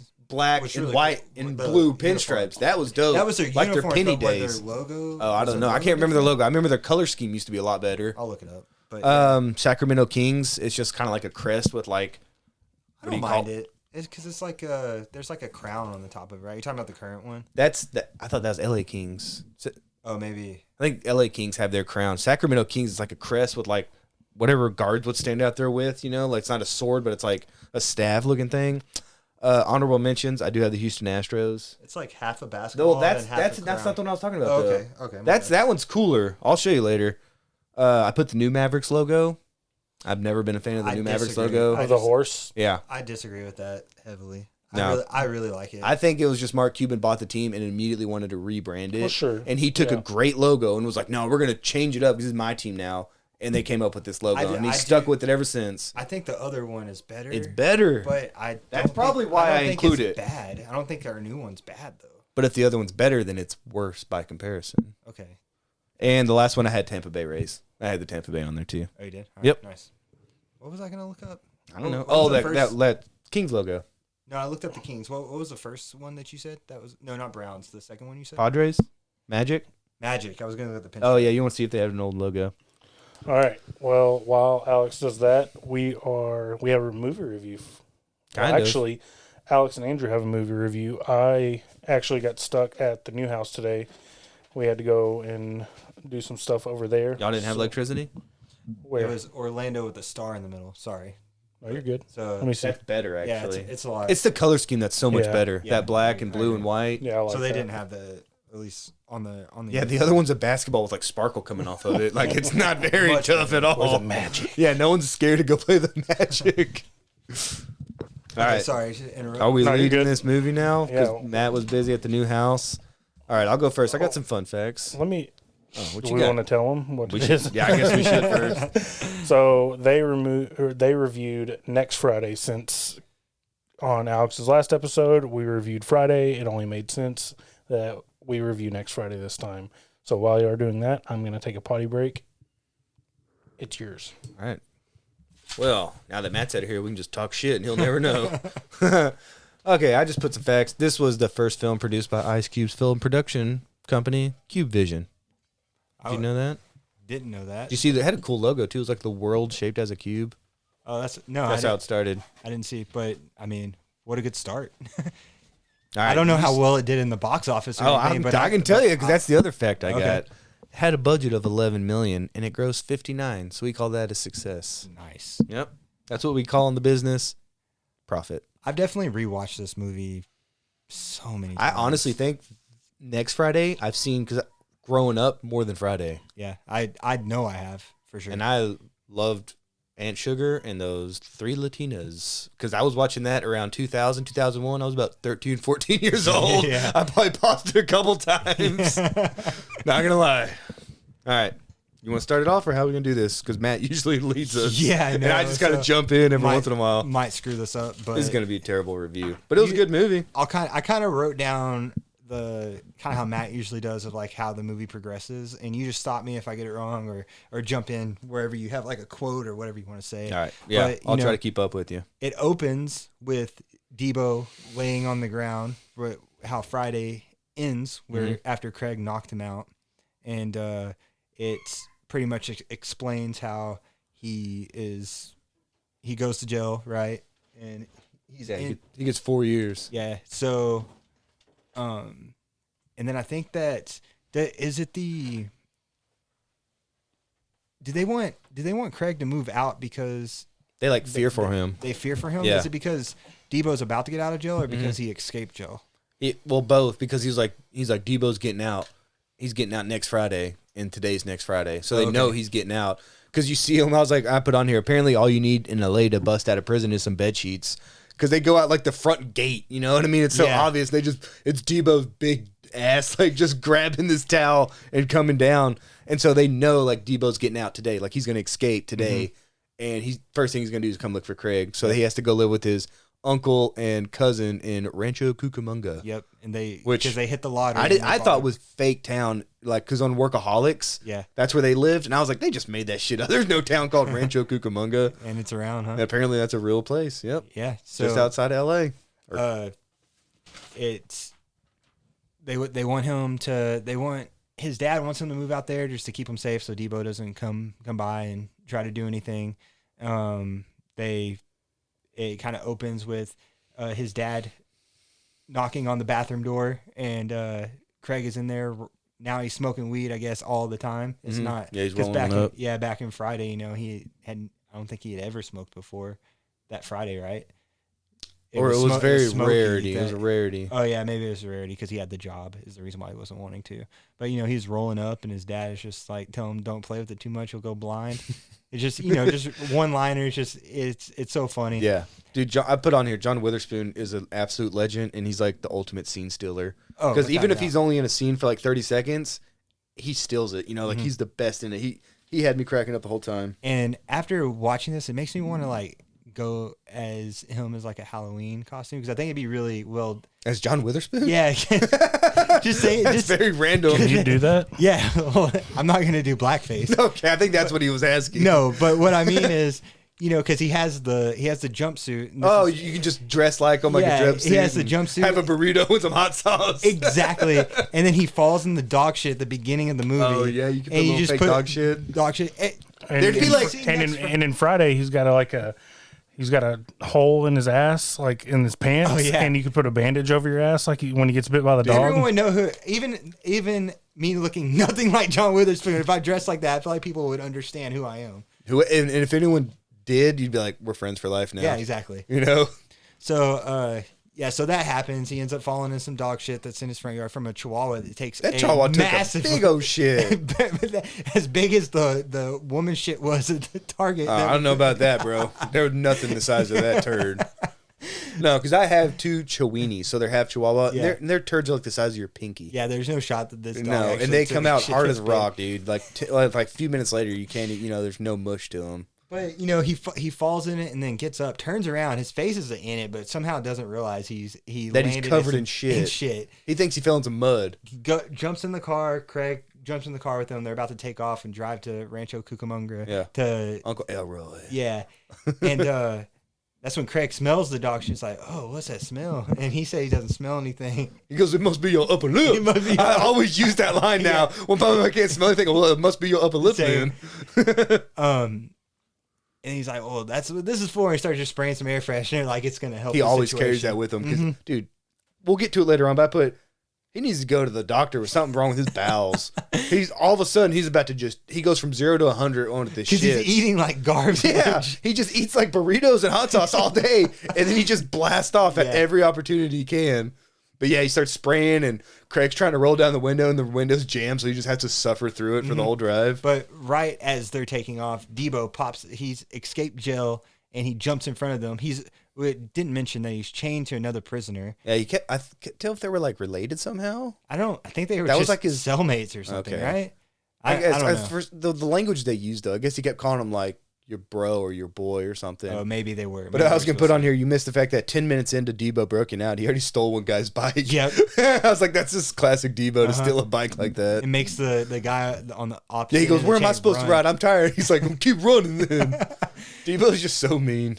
Jumps in front of the truck, and then Craig tells his dad to hit it, and they try to run over him, end up running over the friend. There's a lot of similarities to what we were talking about earlier in the podcast, honestly. Shits and running over people running on over- bikes. Yeah. Yeah, it's all coming full circle now Yeah, with what next the Friday. So they get it. They get away, get to the uncle's house, and that's where we meet the uncle and Elroy and Cousin Day Day. cousin Day Day, who's played by Mike Epps. Dude, Mike Epps killed it. And yeah, we talked about it that there's that him. I Big was shoes saying to that- fill. Yeah, big shoes to fill with Chris Tucker, replacing Chris Tucker. Huge But shoes to fill, but I yeah. feel like even though they're different, he was just as funny, if not funnier. Yeah, than I was Chris gonna Tucker say he was probably the best person they could have got to replace Yeah. that. And I was wondering because you think Chris Tucker just cost too much money at that point because he was still making. At one point, he kind of got away from movies and became, I guess, I don't know. He took like a 10-year break and he came back Long for break, yeah. Silver Linings Playbook, but he was away and I think he like got spiritual or just kind of cleaned up. He didn't want to be like that character anymore. But this was like 2000. It would have filmed in 99. You know, this was before like Rush Hour. I think it was right before he became like one of the biggest stars in the world. So I wonder if he just wasn't interested because it wasn't like he wasn't doing movies. And I don't know. It's just I was wondering why Chris Tucker wasn't involved. Maybe he just saw this as something that was almost under him at that point because he already made like The Fifth Element. That'd be disappointing if that was his. He made way like of thinking, what was that movie with Charlie Sheen? They did Money Talks. but- That's yeah, a fucking Money Talks is a hilarious good one. money. Mhm. I love that movie. So So yeah, go to the uncle's house. Where are we at? and I think so the reason why You they're meet the Jokers. yeah, the Jokers pull up, which is 3 Hispanic fellas that pull Fellas. up in They're their, brothers, aren't they? yeah, I believe so. I didn't think so for the longest time, but after rewatching it, they're for sure like brothers. Yeah. And then the one girl is the sister, you know, and then their mom. They ran their mom out of I the had a house. nervous breakdown. I felt bad for Yeah, that I mom because know. like she's like, yeah, we saved enough money to move out here, and then they followed us, and my mom had a nervous And breakdown. they don't give a shit. They're in there, you know, doing Running all criminal their legal stuff. enterprises. Yeah. But they pull up in their lowrider, and you know, Day Day tells It's like the Craig's most stereotypical Yeah. essay too, where like his, you know, you can't even see his eyes. He's and shit. hilarious, by the Wife way. beaters. Yeah. Oh, they play it to a T. It's perfect. And I didn't know till later on it was Joker was the little one, Mm-hmm. little Joker's the big one, and baby Joker's the one that looks like he's 52 years old. I didn't know that. I didn't know that until like halfway through because then they're like talking to Baby Joker, and I thought Baby Joker was the little one. Yeah. He's Joker because when he takes his shirt off later, when he's getting with that girl, it just says Joker, Joker across it. and then little Joker's big guy, and Baby Joker's the one who looks, you know, fucking old. I just thought we didn't know the other brothers' names. I just thought they were all. No, referring it's to little it. Joker, Baby Joker, Okay, and nice. Joker. Um, Because I got it here actually. Joker just got out of the pen. Little Joker got out of YA, and Baby Joker just got out of juvie. And the dog Chico, he's sneaky and he'll bite the shit out of you, man. wait, baby, one of those older dudes just got out of juvie. That's what he said. When Day Day was explaining, they goes, Baby Joker, he just got out of juvie. Dude, he's like 30 years old. Oh, like, at least. Yeah. He's way older than that, dude. He looks in his 50s. I guess that was just part of the joke, though, you know? Yeah. So they pull up. You know, Day Day tells them, "Don't mess with them, especially the dog Chico." And then don't think anything of it. They go back inside the house, where I forget what exactly happens, but you know, I think the uncle is just showing him around. And then at one point, Craig looks out front, and Day Day's baby mama is keying. That ain't his baby. Oh yeah, it's definitely not his That baby. ain't his fucking, that's some crazy lady that claimed it. But it's claiming. Yeah. And it's just keying the absolute shit out of his brand new car, and just from fucking headlight to tail light. Yeah. And Craig, the funniest thing is like Craig's not saying a damn thing either. He's just watching. They're it just happen. watching. Ooh, she's getting it deep. Yeah. Like, look at that. He goes, man, y'all just gonna stand there and watch her not do anything. But what sucks is he goes out there and he's holding up a restraining order. And then she just gets out a giant can of mace and sprays him. I'm like, that bitch needs to go to jail already. Yeah. She's violating the probate or the what's it called, restraining order, and then she's assaulting him with pepper spray. Yep. I feel so bad for him for Day Day. Gets pepper spray, and then his dad just like it's. He Like it's hoses happened him so down. many times. He before. said it. He goes, "This happened to me 9 times." Oh, He's like, "You gotta stay with him for 20 For minutes. 20 minutes. He's like, "I think he's drowning." He's like, "No." He's like, "This happened to me 9 times." Yeah. He's I- got to be in there for 20 minutes. He's just holding the chime hose in? down. Absolutely. One of the funniest lines is when he's showing him the car. He's like, "Them 20s." Oh yeah. He's like, "Them 10s." You're right. I keep them clean though. He goes, "I keep him clean though." He goes, "Yeah, them tunes." One of the funniest lines I always quote. Yeah. Yeah, I keep him clean though. Uh, He did have a lot of pride in that car. And then when definitely. Chico came running after him, because what's his name? Craig tried to get with the sister. yeah. So that's that ends up. That's what happens. He's trying to holler at the sister who he sees walking, who's fine. Boing, that's like 3 wives right there. Oh, I know. And then talking to her, and it's just hit it off. Trying to be immediately. smooth as hell. It's like Ice Cube's so smooth. And it's working out perfectly. She's like, what took you so long? And then even speaks a little Spanish to him, and he Yep. responds in Spanish. I was like, damn, that he's in. yeah, He's in right there. 100%. Because I would have said, "Okay, what's up?" Yeah. Like that's the extent of mine. And I'm flicking my nose, trying to be cool. That's when the Joker brothers come out and like, oh hell no, he's not trying to get at our sister, and 6 Chico on him, and he's like, he's already walking back to Day Day at this point, and he's like, what's up, man? He's walking back. He's feeling so Yeah. cool. And Day's like, man, you need He to goes, run. he goes, "Chico, run! Chico, run!" That's when they jump on the car, and like they're away from the dog, but I just always find it so funny that he rips his belt off and starts trying to hit the dog with the buckle in, but it's just smacking the shit out of his Dude, car. Day Day's car took a beating. It took such a beating, and then Day Day's like not even thinking anything. He's just like cheering him on, but he's just hitting his car, and then they finally get the dog to come back. And the way he dismounts the car is just straight ass cheeks Yeah, on the. I put on here like I was mad with Day Day for the way he got off Yeah, because that was he put a big disrespectful. old fucking dent, dude. He's so disrespectful. Day Day's car and the whole movie, like it just gets progressively worse for his car. And he talks about how that's his baby. His baby just gets worse and worse. Oh, you missed Aunt Sugar. I just put Aunt Sugar as the I wasn't sure what to say freak about her. leak. She was a freak. Eureka leak, baby. And the uncle, just like they had the whole like sex room, Oh, like you can dungeon. Oh, that was a sex house. Yeah, but the way that she was talking to Craig, just all in his ear, like Licking "Ooh, him and- oh, you look way better than your baby picture. Oh yeah, that was so creepy, dude. It's like you can't say that.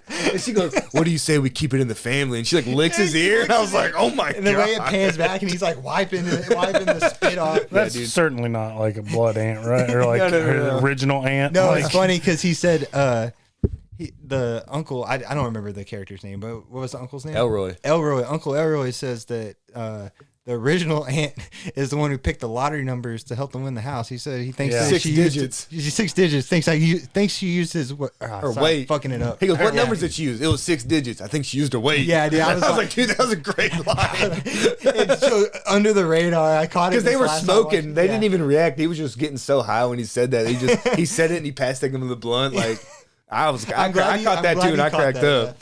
yeah. So yeah, definitely not like blood related, but still, he's Still, she's at a fucking family reunion. She's So- there at Christmas. they're getting super high, and to the point where they all pass out on the couch, and then the aunt like falls over in his lap, and then he immediately looks up, and Errol is staring at him Yo, like, nephew, what the hell you you doing? with my woman? And he goes, whatever her name. What are you doing to my nephew?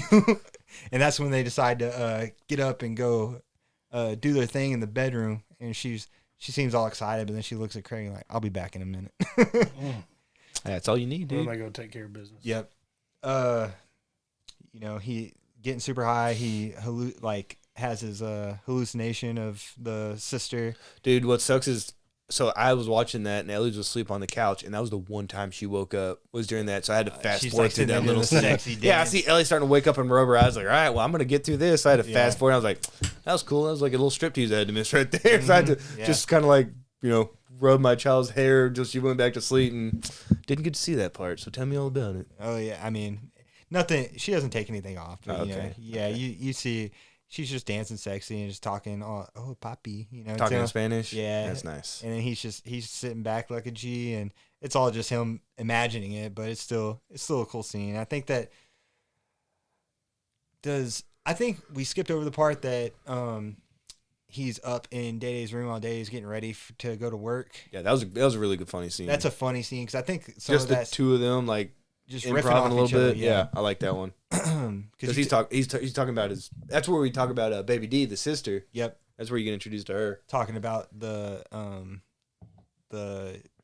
baby mama's sister, who is a big bitch according to Day Day, and you don't want to mess with her. So I think after this, he goes and meets up with Day Day at Pinky's, which is where he works with a record company. Well, hold up, you forgot the Michael Rappaport because that's important. The most racist postal worker that shows up. Yeah, dude, he was completely okay with playing that part too. Dude, he was very comfortable with those racial jokes. Yeah. But basically, he gives them a certified letter that shows like you haven't been paying property tax Delinquent because on your taxes. Uncle Elroy explains how he bought this house with cash. He's the only one that owns this house. The But he king of the never- block. Yeah, that's why I'm the king.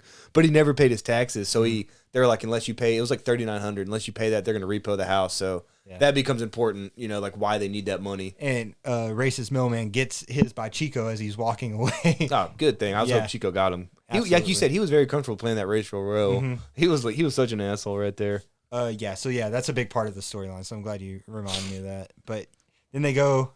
He meets up with Day Day and his coworker Roach at the record store Pinky's, where I think that's what is it? They're just bullshitting around at first. I think they're just kind of they're talking, but then That African dude comes in, tries to get a refund, and Oh, Craig yeah, runs that's him right. off. Uh-huh. And then they decide to just go get high in the back. I think. Well, I think first. Before they get high, it's the baby mama thing happens. So they see her. Oh, they get high after all that. Yeah. Okay. So the baby mama and Baby D are sitting across the street, and they notice them. So they hide in the back, and Roach doesn't give a fuck. He's just like, I'll go out there. I'll tell him what's up. But he's like, man, they eat your little ass up. So he sends Craig out there, and Craig goes. He kind of cracks open the door. It's like, yeah, like, what do y'all want? Like, is Day Day in there? It's like, nah, he ain't there. Who are you? I'm his cousin. And then like, well, we just want to look for a record. He's like, man, that whatever. So they force their way in. They barge in, yeah. And then they start asking about Day Day. He's like, I thought you were here to buy a record. Like, where's your jazz section at? Man, you know your ass don't want to listen to no jazz. And then pretty much Day Day's still hiding out in the back. She has to go use the restroom. Yeah, she was about to go, but then And she's like, he just happens to be on the wrong side of the back room door, so he has to run across. She sees, and that's when she seeks Baby D. Yeah, on Baby pretty D, much. get him! There he is. And that scene is so funny. The way he was juking her, he's just flaring around like even trying her. to juke If you her pay out. attention close to her face, she starts laughing at one point because he's trying to juke her. See, and I bet shit like that was probably just improvised. I don't know how they kept a straight face. Sometimes you can see like they took like a quick cut, and it would cut to I bet right there they just started laughing, so they had to cut it and then pick back up again. Because Mike Epps would probably just have everybody laughing. The funniest part, he's like, I got this cookie. Yeah. Just like in prison. She's like, he goes, he goes, you can get to it quicker. You don't have to unwrap it. Yeah. And he goes, I'm on a diet. He goes, you know, you ain't on a and diet. he like slides it down the windshield. It makes it like squeaking sound. As it And slides she down the immediately windshield. grabs it and breaks a chunk the way off and she eats eats it. she's like, she makes a deal with him that she wants to talk to his cousin Craig. Mm-hmm. He's like, well, he's like, all right, like I can make that happen. So then they go back over. He goes back over to Craig. You know, he's saying, "Oh, I got this in the bag." You know, He they're feels gonna good. They're gonna get off my back. He's like, "Only thing I need you, go talk to her." He looks over her shoulder. I think she may still be eating the cookie. I don't remember. Probably in the He's- cookie. And then he just go, He just "No, I'm out." And then he bolts. just runs back in the store. And I just love that they're so far away. They don't even bother chasing or anything. well, they get that fucking brick She though. pulls the brick out of her purse and it's like, you know what to do. Dude, that sister's diabolical. They don't even show it happening. You just hear the glass breaking and the alarm. Like, Yeah, going you off already in the know. background. And you should say the reason that's not his kid, when they were in the bathroom, they're talking about, he's like, I met this girl when she had a belly. Yeah, he thought it was for some. He's like, I drinking thought some she beer. had some, like, he's like, you know, she had some beer on her lip. Yeah. Turns out she was already like 6 months pregnant. And he was like, now that was 3 months ago. Now she's 9 months pregnant, saying I'm the baby's daddy. Yeah. Like, ain't no fucking way he's the baby's daddy. No way. So I thought maybe she just saw like she heard he was won the lottery, Oh, good point. you know, and was like, I guess I'll just, you know, get with this lottery winner. But yeah, that wasn't Day Day's kid. Oh yeah, it's fun. And He's like, that was the worst day of my life. the whenever this is going back a little bit, but when she's like, "This is your baby," he's like, "That ain't my baby. This is my baby." He's talking about his car. So that's what all of this shit happening to his car. It's just makes it even worse. But that's when they go back inside the record store, lock it up, and that's when they decide to get high. Yeah, that's when they get high. Start smoking. Roach had the idea to vacuum it out. Mm-hmm. And then he starts like sucking Day Day's lip into the vacuum, like the suction thing. And it's just so funny because Mike Epps just sells it. That bit is just so funny the way that it's like not really working. It's not helping the smell at all, obviously. No, it probably did bare minimal. Yeah. You know? Because the smell's still there. Yeah. Just the smoke's not getting out. I don't know. But I don't think it worked. He's just. But we all did that when we were younger. Some I would get stupid like that. the toilet roll and you With the put the lamp? dryer sheet through Yeah. it. Yeah, I would always do that. So at least there's some smell dampening. And when Claire and I lived at the lofts over here, we would smoke and then blow the smoke down the drain of the bathtub. I don't know why. We would run water. And the water's just going to carry that smoke straight down. We'd be so high just blowing smoke into there. I was like, this is genius. And then like a week later, there's a notice on the door to be like, whoever's smoking in the building, like stop or you'll be evicted. But we ran the water. And I was like, oh, that was such a good idea. So then I had to, drive around, which was stupid. Don't drive around and smoke. Is that when you got in trouble? No, that was later on. So I've been a bad boy for a long time. Okay. Craig then says he needs to take a shit, so he gets up and goes to the restroom, and that's when Pinky pulls up, which his entrance is just funny because his limo is just fucking like is just hauling ass, just and skidding cutting around corners, just doing fucking 360s on the street. It's a limousine, and pink limousine, of course. Yeah. I was gonna say when he finally saw, I was thinking in my head because I couldn't remember who it was. I was convinced that was going to be Charlie Murphy. Yeah, I was like, oh, Charlie Murphy, I forgot he's in this. It seems like him so much, but I was it's like a poor man's Charlie Murphy. He was good, though. The guy that played Pinky, because later when he was interrogating Craig, that shit was funny. When he wouldn't let him answer, which we'll get to. Like, he did a good job, but in my head. Now, if you can remember, you can say exactly, because this is. Oh, I don't remember exactly what he said, but he has him at gunpoint, and he draws him back, and he was asking Craig a question, and Craig was just trying to get out, like, I'm Craig, this is my cousin. But he'd be like, ask him a question. As soon as he answers, he goes, shut your fucking mouth, man. Say one more goddamn thing. Say it again. And he'd ask him a question, and Craig would answer. He goes, what'd I just say? Shut your mouth, boy. I swear to God, I'm going to do it. And then he'd ask him another, he'd do it again. I love it. It just went on for like a minute. Yeah, he has to like regroup. He would just go back. He loses his fucking mind. I swear to fucking God, man. He's just losing his shit. And Craig's like, I'm just trying to tell you. But somehow they get a tussle, and he gets the gun away. And then Craig's now got him. All of a sudden, Pinky's no longer a G. He's like, hey, man, the safe combination is 56, He's 5, crying. 37. He immediately, he didn't even ask for it. He just immediately gave it up. He's like, I've been trying to tell you, I'm Day Day's cousin. Like, what if you say, man, you can have this, you can, he's like, not. Yeah, and then he walks in, he goes, shit, I held my own. He goes, he scared me a little bit, but I held my own on that. Yeah, he's trying to talk himself up. That's when, so right before that, Day Day and Roach come walking out from the back because, they decide it's time to clean up, and they see Craig holding Pinky at gunpoint while Pinky's on his knees, like, what's going on here? And he goes, Day Day, is this your cousin? Yeah, that's my cousin. All right. Well, you're fired. And, he fires Roach, you fired too. Yeah. He's like, what did I do, man?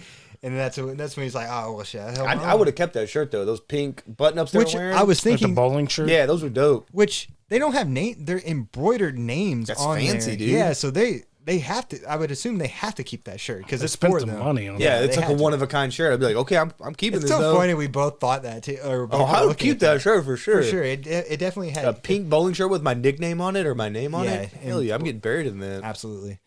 So then they go back to Day Day's house, and I think I forget what really transpires, but that's when Roach is just like, all right, well, time for me to go home and face the music because my dad's gonna pretty much be pretty pissed about this. Yeah. Takes off on a skateboard, eats shit immediately. Board rolls across the street, and then that's when the Joker brothers are pulling up in the lowrider, and you hear them even say like, hit the board. Yeah. They run over the board, break it, and then he's like, man, he broke my board. He's pissed about it. But that's when the Joker brothers get out with this hydraulic pump. Is that what that was? Yeah, that I believe so. I could be wrong, but it looked it's legit. empty and like obviously like I don't know if there's money. And there was money piling out of it. They're like, I think there's money in that thing. I was like, yeah, there's a ton of money. It's literally spilling out. He's like, how do you know there's money in that thing? And that's where Craig gets the idea. Craig. He's like, we need a pack of bologna. Was basically all he had. He's like, that's all we need is a pack of bologna. They wait till later in the night, sneak over there. They need to find out the pack of bologna is for Roach to feed to Chico to distract him. And that's why when Day Day and Craig go around the other side, jump the fence, and they're gonna try to get the money out of the house. While the Joker brothers are having a party with 3 chicas that are very nice looking ladies, by the very, way. very nice. And 13-year-old Andrew really appreciated that. The bologna goes quick. Chico He did not pace himself at all. He was just immediately like thrown over. Here, man, eat it, have it all. I'm like, Roach, you're a fucking idiot, dude. You gotta pace that dog. But luckily, he has a fat brownie. It looked nasty. It was more green than brown. More green than chocolatey. How much? I guess to show how much weed is in it or whatever. I bet that thing tasted terrible, but Chico just ate it right Shoved up. it all through the fence. They had a holes. bonding moment right there, man. They became like fast friends, best friends, real fast. So yeah, Chico's out for the count. That They both were. So later on, they're both laying down.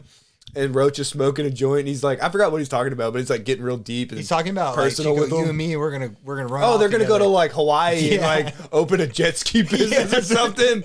I was like, he is having a moment with his fucking dog. I appreciate that friendship. That would be me. I would be like, I'm on dog duty. I'm gonna hang out with a dog. Y'all go get that money. So yeah, on the other side of the house, you got Craig and Day jump the wall to get over there to start peering through the windows, and then that's speaking of 13-year-old Andrew. So they see the girls dancing.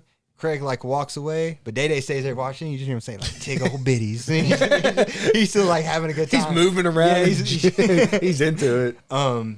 They figure out, I think, where they see where the hydraulic. Yeah, they just put it like in a drawer. Yeah, like real simple. Are they counting it? Are the Joker brothers counting it? They're counting it, and then the one brother comes in and he's like, "Let's party. This can wait." You know, so we got girls. Put it in the drawer, and that's when Craig jumps in to start stuffing all the cash in his pockets. But that's when Joker, the little brother, comes in with his girl to throw her on the bed. Yeah, but he's hiding behind the door, right? Yeah, because they locked the door at first, and he's like, that's no more locked doors. Yeah, you just no more locked doors. Yeah, he's like, I don't like locked doors, so he kicks it open, and he just barely gets across and like jumps into the room. Uses her butt cheeks too at one point, right? Yeah, like Ace Ventura style, talking to her, and he goes, "That is all," and then he kicks open the door. So Craig's now on the run. It's like stealth mode in a video game. Oh, and definitely like Splinter Cell or something.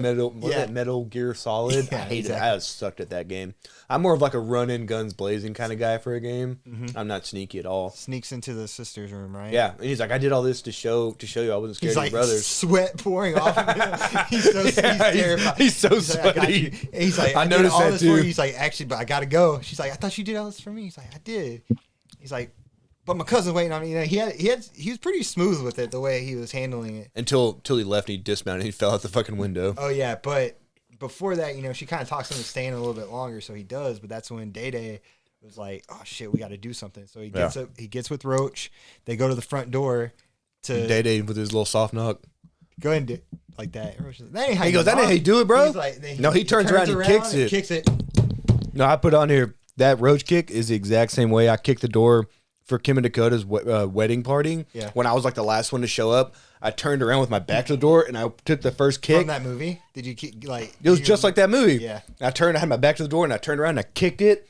And the door just swung wide open. And there's like 20 people standing there. And I turned around and everyone's looking at me. And I was like, well, that worked on the first kick. And everyone's like, what the fuck are you doing? Because it was like 10 o'clock. I was the last. Like Claire was already there. Yeah. I showed up really late. And everyone just looked at me like I was a fucking cop busting in the door. And I was like, hey, sorry I'm late, everybody. Like, let's party. I think it's so funny. I said that was the most awkward entrance of my entire life. So you had to like. I just think it's funny you're facing the other way. I did because I turned around and I went boom and the door swung open. I went, oh shit, and everyone's just scared looking at me. And I said, oh my bad. Hey, I'm just here. Like let's party. Because I seriously knew like 4 people there. Yeah. Because it's Kim and Dakota's friends. I don't hardly know them. I remember Ryan was there. Dustin might have been there. Claire was obviously there. And a few other people I knew. Yeah. And then it was like 20, 30 people. I had no idea. And they're like, who the fuck is this guy? Yeah. And I'm like, hey, I'm part of the family. Well, yours took one kick. Roach is kicking that motherfucker like a dozen times or more, yeah. The brothers they don't immediately go for it or hear it, but then hey, sorry, I think I hear something, and you still hear in the background, dun dun dun, and then they get their, I think Little Joker has a fucking AK-47. Oh yeah, they get strapped really quick. And then they open the door with both the guns pointing at him. He's like, y'all got any sugar? Yeah, Day-Day's sugar like, and Phillies. to borrow some sugar. Sugar and Phillies. That's all we want. Oh, because I got later on. I love this line. He goes, I just wanted to get high and teach this white boy how to make Kool-Aid. Like that was his excuse for wanting those two things. That's after they're tied up, right? Yeah, because they already got him. They don't believe the story, and that was his excuse. Like, I just want to get high and teach him to make Kool-Aid. And I was like, hey man, that's quick thinking on your head right perfect. there. So that was funny. a great response. And I can't think. I think Craig. That's when you said he falls out of the window. He goes back, yeah, because he thinks Day and Roach are home. Mm-hmm. You know, in that point, the dad, Uncle Elroy's there, and his dad we are there. totally forgot. Yeah, his about dad that. got a call Yeah. saying like drop everything and come to the from house. Debo and his And that boy guy from saying, Tyrone. yeah, that was his and name. they jump into the dad's. They let all the dog dogs truck, out. jump in the back, and they hitch a ride to where Craig is, so they can beat up And if potentially kill Craig. Later on, after they let those dogs out, they know that they do this panning shot where it's Debo, the one poor dog who didn't make it out, and then Tyrone. And I felt so bad for that one dog because every other dog got let free except this one. He looks so I sad didn't in think that of scene. it like that, but now I'm sad about it. I did. I was like, everyone else got out. He's probably thinking they're like, where are my buddies at? Now I'm here with these guys. And then when the dad is there now. He's made it there. He figures out. He's like, what's the issue? Where is he? Yeah. He's like, I didn't call you. So then Craig comes by and he's like, where's Day and where's Roach? He's like, they must still be in there. So they come up with a plan. And then, so Elroy gets his gun, which only has 2 bullets. But and I think which going back to Friday, the dad even says, like that's You got to use your fist. use your fist. He says, I think he says at least a stick or something. He goes, you'll miss with your stick. I ain't missing with this. But yeah, so they sneak back over there with the gun, and I think right around there, Debo, the way he exits the dog thing, the way he just kicks the door off the fucking hinges. You remember that? He's like, just The front door of Joker's house? no, Debo when he's getting out of the truck. Oh, the dog truck? And he just kicks the door and it goes flying off the hinges. And then he rips the door off the other one to let his buddy out. They make him look so scary in these movies. Oh, he's like, I would terrifying. never fuck Yeah. with him. You think that's what Debo Samuel's named after? I don't know. Because he's right around that age of like, You seen he the was definitely Maybe. old enough in 94 or 5 when it first came yeah. out. I think so. possibly. You seen the video? We'll of go him? with that. Yeah, how many other Debos do you know? You seen the video of him like rolling up to practice with on a bike, right? Dressed as Debo. That's fucking Yeah, dope. it's awesome. And fun fact, throughout the whole time I spelled this Deeboo, Deeboo. I misspelled it every time. Deeboo? I put Deeboo. It's D-E. Is it D-E-B-O? Think there's D-E-E-B-O. There's 2 E's and 1 O. Yeah. Okay. 1 O. Yeah, I put Deeboo. Debo, I think, with 1 E. Well, anyways, can you help me out? What happens once they go over to the house with the gun? The 2 dads are trying to do something in the backyard, and Elroy slips his disc, so he's just laying there. And then Joker comes out because he hears something. He walks out with his AK, and he's like, "What the fuck?" Oh, then they knock out the 2 older brothers at first, right? The 2 Jokers? Yeah, the two older. They Jokers. must have get him. They must They, have like, hit gotten him over the Baby head. Joker. I don't think you see again. No, You see Little Joker until another he comes time. out with the AK. Yeah, because he comes out later on, but they must have done something to Baby Joker. Then they knock him out with like shovels near the shed. Oh, or something. no, you're right. Witherspoon had like just a big ass board, and he's just whacking him across the Oh, head. just like he was saying, hit him with a Yeah, stick. exactly. Because he would come around like a corner and have like a big wooden fence post and just line him upside the head. But then, so Craig and Joker somehow get into a fight. And Craig's actually kind of getting his ass kicked by Joker. Joker's like a little scrappy guy, and Joker gets the upper hand. He's getting some hits in and stuff too. Oh, yeah, So I it's a remember good fight. Joker's- But at one point, the gun gets knocked out, they scrap, and then Joker gets the gun back. the AK. The AK back, and then you just see Joker's, which is already a short guy, and then you see What is he? Debo. He has to be like 5'3" or Yeah, something. like under 5'5", yeah. And then Debo stands up behind him, and he looks like he's 8'4". Yep. And then he Just hit, bonks him he just on the hit him head. in the head once. Yeah, he literally bonks him in the head. It's like a whack-a-mole. Yeah. It's exactly how it was. And then He grabs the AK and aims it at Craig. and fucking Sugar said, I'm gonna call the cops in 10 minutes if y'all ain't back, and I'm gonna call the insurance agency or whatever. So that's when the cops show up pull because up. she must have called them. So the cops show up at the right time, and They just tell Debo to get down, right? yeah, I think I was gonna say because he's an escaped felon, yeah. and then the Joker guys are up to some illegal shit, and the 2 brothers, Witherspoon and Elroy, standing there, And they're like, you still got that? You still got those parking tickets? Unpaid parking tickets? He's like, you still got that illegal cable? He goes, I think it's best if we get out of here. They power walk out, and then you see Craig walking out with that, I guess, what'd you say, hydraulic pump? Yeah, whatever it is. That's filled with cash, and he's like, hey, it's a good day, officer. And he's like patting him on the back, and he's walking around with this big old cash of money. Mm-hmm. And let me see, the corpse swarm and get Joker, Debo, and Tyrone.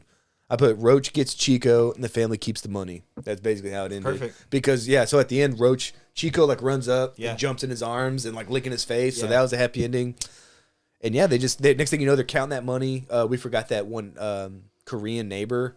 Young Ho Kim. Ho Kim. It's Ho Kim, motherfucker. Yeah. Well, Matt remembers her. but she's, like, stepping on Elroy's back and kind of fixes it. Because they're watching, what's that show with George Jefferson? Jeffersons. Yeah, that's it. They're watching that episode where he's getting his back done by that guy stepping all over it, and he goes, oh shit, George Jefferson was right. He stands up and his back feels better, so he just hands, what's her name again? Stack of cash.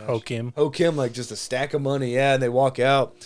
And so then Craig gets in the car with his dad. He's talking about, like even crazy shit goes down in the suburbs, and I can't wait to get back to the hood. Yep. And they just kind of drive off. And the last thing I put was John Witherspoon and Mike Epps are 100% the MVPs, and that I am down to watch next Friday or Friday after next for Christmas because it's a Christmas theme. Oh yeah. And I was like, we might have to save it, and Alex can make like his 7th appearance during December. Have you seen it? I have. I've seen them all, but it's probably been 15 years. It has I really think I've seen Next Friday. Yeah, isn't he like a pimp? Yeah, well, he's like a shop owner, like a clothing shop owner, but also a pimp. Yeah. And then it has Terry Crews. Mm-hmm. He's like the new Debo. The new Debo, yeah. But he's like fresh out of jail and kind of suspect. The way he's like, he's like looking.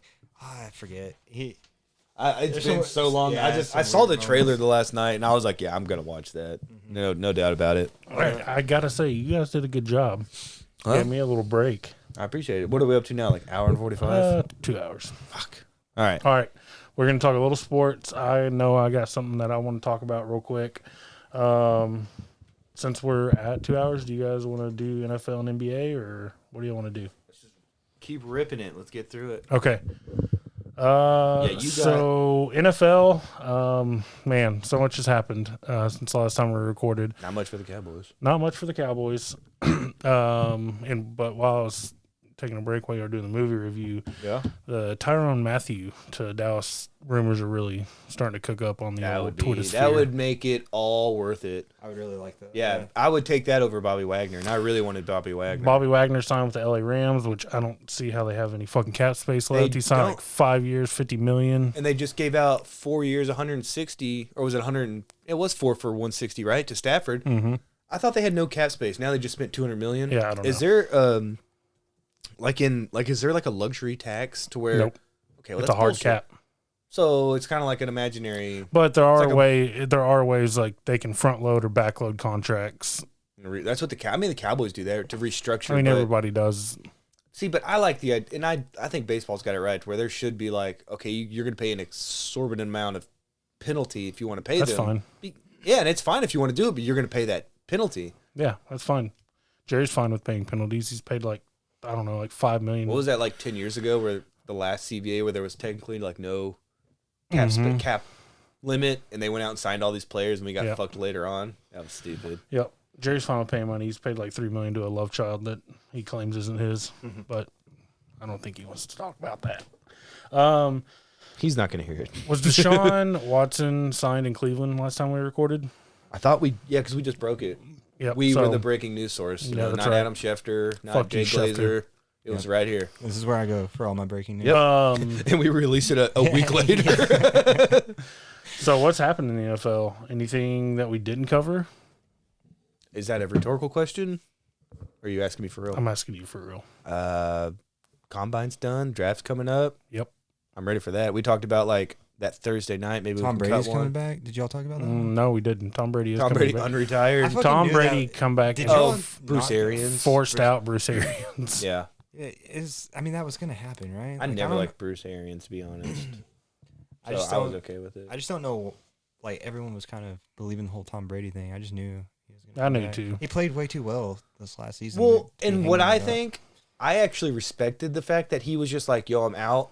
And now that he's coming back, he's going to do the fucking Dwayne Wade thing. Like, this is my final year. Everyone show me love and everyone give me attention. I like the fact that he was just like, no, I'm done and I'm out. Like, no fanfare. I'm just keeping it simple and I'm leaving. I was like, he's going to fucking come back because the whole NFL needs to suck his dick for that whole year and talk about this guy was a 6th or 7th round. They always have to bring that up. He was the 199th pick in the draft. Yeah. Like, I haven't heard that 1,000 times. I wonder, since Tampa Bay lost Chris Godwin, if OBJ doesn't land down there. Wait, where'd he go?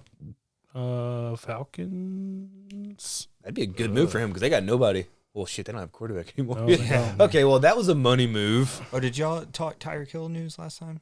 Ah, fuck that guy. No, What, did he beat another pregnant woman up? He got traded to the Dolphins. My nephew was so But what upset y'all by feel that. about that haul?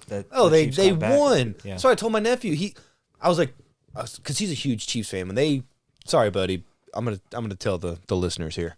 He cries anytime they have like a big loss or anytime they make a big move.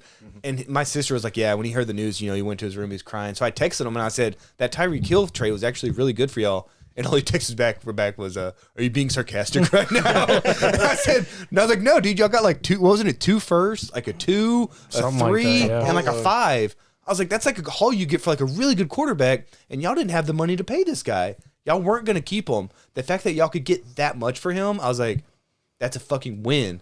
Because, y'all could go out and... He just doesn't understand. Yeah, I was like, I tried to tell him, like, y'all didn't have the money, and with that, you can get a lineman, you can get a linebacker, you can get a DN, you can get two more receivers. Yeah.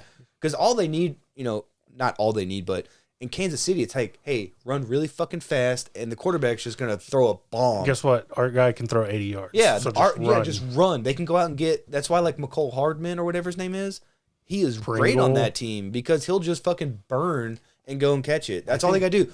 What wide receiver had the fastest 40 time? I bet you he goes to Kansas City. Yeah. Somebody ran a 4.2. I think maybe Chris Like Olave. flat? Wasn't there some like 4.27. controversy behind God damn. the 40 this year? Maybe with the clocks or something. I saw something where they like clocked the guy. Digital? Yeah, but someone like slowed it down and the time went further than when he passed the line. So he would have like broke like every record. Yeah. Holy shit. I forget who it was. I hate to break your nephew's heart, but I've seen like 4 mock drafts that have us taking Chris Olave. Oh, get the fuck out of here. The last thing we need to do is take an offensive weapon. You really want to take a wide receiver? Were you down for that? I mean, I'm not gonna reach for a lineman. I'm not gonna draft a linebacker unless it's Nakobe Dean. Is it a reach if it's Tyler Lindenbaum or Keon Green or Zion Johnson? They're gone. There's like 5 or 6 projected. Look, I'm okay with it as long as we don't reach. I'd have to as long as we don't pull a Taco Charlton and that was draft stupid. a DN just because we need a DN. But if you look at those drafts, do you ever just go to or do you look who's after? Sure. I go. All right, who else was available at that point? Yeah, I bet there's 3 or 4 other guys that we could find. We don't need a wide receiver. I'm still convinced Taco was drafted for promotional reasons that he could Rod Marinelli wanted him. Wasn't it? That was a Marinelli guy. He goes, I need a guy that'll put his hand in the dirt. He's got great length. That's what they said. He's great athleticism. Look how long his arms are. That's how they justified it. TJ Watt won MVP. And then TJ Watt's like defensive player of the year. Great genetics. It's like that's JJ Watt's brother. This other guy's name's fucking Taco. Yeah, that was stupid. Good call. No, you only have one football to distribute, and I think we got too many guys that are going to get the ball. We got to look and see who else is on the list, but I guarantee I could find somebody else worthy of that first round pick. With no Amari though, I think unless CD takes an enormous leap, he's going to need some help. Yep. He So do I. He got help. He got a established number 2 receiver in Gallup. You got an which is established coming tight end. off an ACL, and we don't know how he's gonna. Well, so did Adrian Peterson, and then he won that. Adrian Peterson is a MVP. genetic freak who won the genetic lottery. Do not compare Michael Gallup. There's a lot of guys that come back for injuries, though. But there's a lot of guys that don't. Well, we better hope he does because they just give him a big ass contract. That's what I'm saying. Like, Noah Brown. Hello. Dak didn't end the year very good. I don't know if it was the injury that he picked up halfway through, but I don't know. I think it was a combination. I was so excited about our offense. I don't think he got protected like he was used to getting. The offensive line was not good. It was not good at all. No. So I think we've been pretending like it's time. That's what I say. It's time to rebuild that line. I agree. If there is the dude from there's A&M, like 5 guys that we can take on the offensive line. Trust me, I want an offensive lineman there. I don't want to reach. And I don't want to get one just for the sake of getting one. No, you should take best player available. But if it's say it's on a scale to 1 to 100 and your wide receiver is a 93 and your offensive lineman's a 90, I'll make that reach for an offensive lineman if it's a close enough. But if you're like, oh, this guy's projected to go at 37, whereas this guy, we had him as at the 13th spot, then yeah, if it's a discrepancy that big, then you can take best player available. Yeah. And if they're within 5, whatever of each other, 5 points or 5 slots of each other, we need the offensive lineman way more. I agree. I just telling you what I read. But I see what you're saying. If they're all gone and the best player, you got Olave at number 10 on your board and he slips to 24, like Lamb did. We didn't think we were going to get Lamb, but they were like, I think the Cowboys had him at like number 6 or 7 on their board. And it's like, man, we're here at 16. This guy was almost top 5 for us. So you take him. I agree with that. But if it's close enough, we need that lineman. Yeah, I agree. It's going to be fun, though. I can't wait for the draft. Yeah, me neither. I'm My taking favorite off. time of the year. I'm taking off, dude. I think I'm going to come over that Thursday. Come over Thursday night. Or, and then I know you're a homebody, but I'll have the new house. I mean, we'll be at your home. Or do you want to go somewhere else? No, like saying. Oh, as long as we're at a home. I just don't want to go to like Buffalo Wild Wings. No, fuck that. No. That's what I'm saying. If we're at your home or my home, as long as we're at a home, I'm good. Yeah. I thought you were going to be like, hey, let's go to a sports bar. Nope. That's okay. Nope. I'll stay in my house. Nope. I'm too old for that shit. Yeah, all right. for sure. Y'all give me some NBA stuff. All right. Okay, yeah. We were going to talk our awards. Or I got standings, too, if you want to do that. yeah, what do you We got, do? I don't know. I was scrolling while you were doing the movie review. We got blowed out by Washington today. Yeah, we checked earlier. It was ugly. It's like 135, 108 or something like that. Porzingis revenge. Porzingis 50 points. Yeah, you want to do standings? Yeah, it'll be real quick. We're just giving an update. So the Heat, I'll do East first. Heat are in first. Bucks, Celtics, which have been surging These lately. are all very close, though, right? Oh, yeah. 1 or 2 games apart. 1 through 5 is actually 1 through 6 are separated by 4.5 games. Crazy. Yeah, so they're all close. Heat, Bucks, Celtics, 76ers, Bulls, which who have slipped, Raptors, Cavaliers, pleasant surprise, and the Nets at the 8 seed. How many is it? 9 and 10 are playing. Yes. So the current play-in are the Hornets and the Hawks. Yeah, I think that's pretty sealed, right? Yeah, because they have a 6-game lead on the Knicks. So yeah, it's going to be those 8 of those 10 teams for sure. Could be jumbled up though. I would love to see the Nets miss it though, to be honest, just to have that chaos of because anytime there's like a super team, oh yeah, like when the Eagles are like, we got the dream team, and then they miss the playoffs, like yeah, fuck y'all. Anytime that they get that cocky, I root against them. Kyrie can play at home now though, but Yeah. if they he can play damn near everywhere, right? not Toronto. So if they match up with Toronto somehow, he can't play in Toronto. Dude, Canada's for real about all this. Let me see where they wouldn't. I mean, unless the Raptors can. No, they wouldn't. What are the Raptors in right now? What 6th? And if the Nets are 8th, there's no way they're catching up to 1. Yeah, but you said 1 through 6 is separated by like 4 games, right? 4.5. That's what I'm saying. They're 4.5 games back right But now. isn't there like only 5 or 6 games left? Yeah, it's not very many. So yeah, they probably won't. Most likely won't happen. In the West, you got the Suns, who best team in the league. Yeah, I think they're nobody by would far. argue with that. I made an unfortunate bet with my buddy at work because he's the one I made that 3-1 bet on with the Bills, which are the Bengals. Which mine was way more of a ballsy move because Bengals haven't done shit, and I made that bet before the playoffs.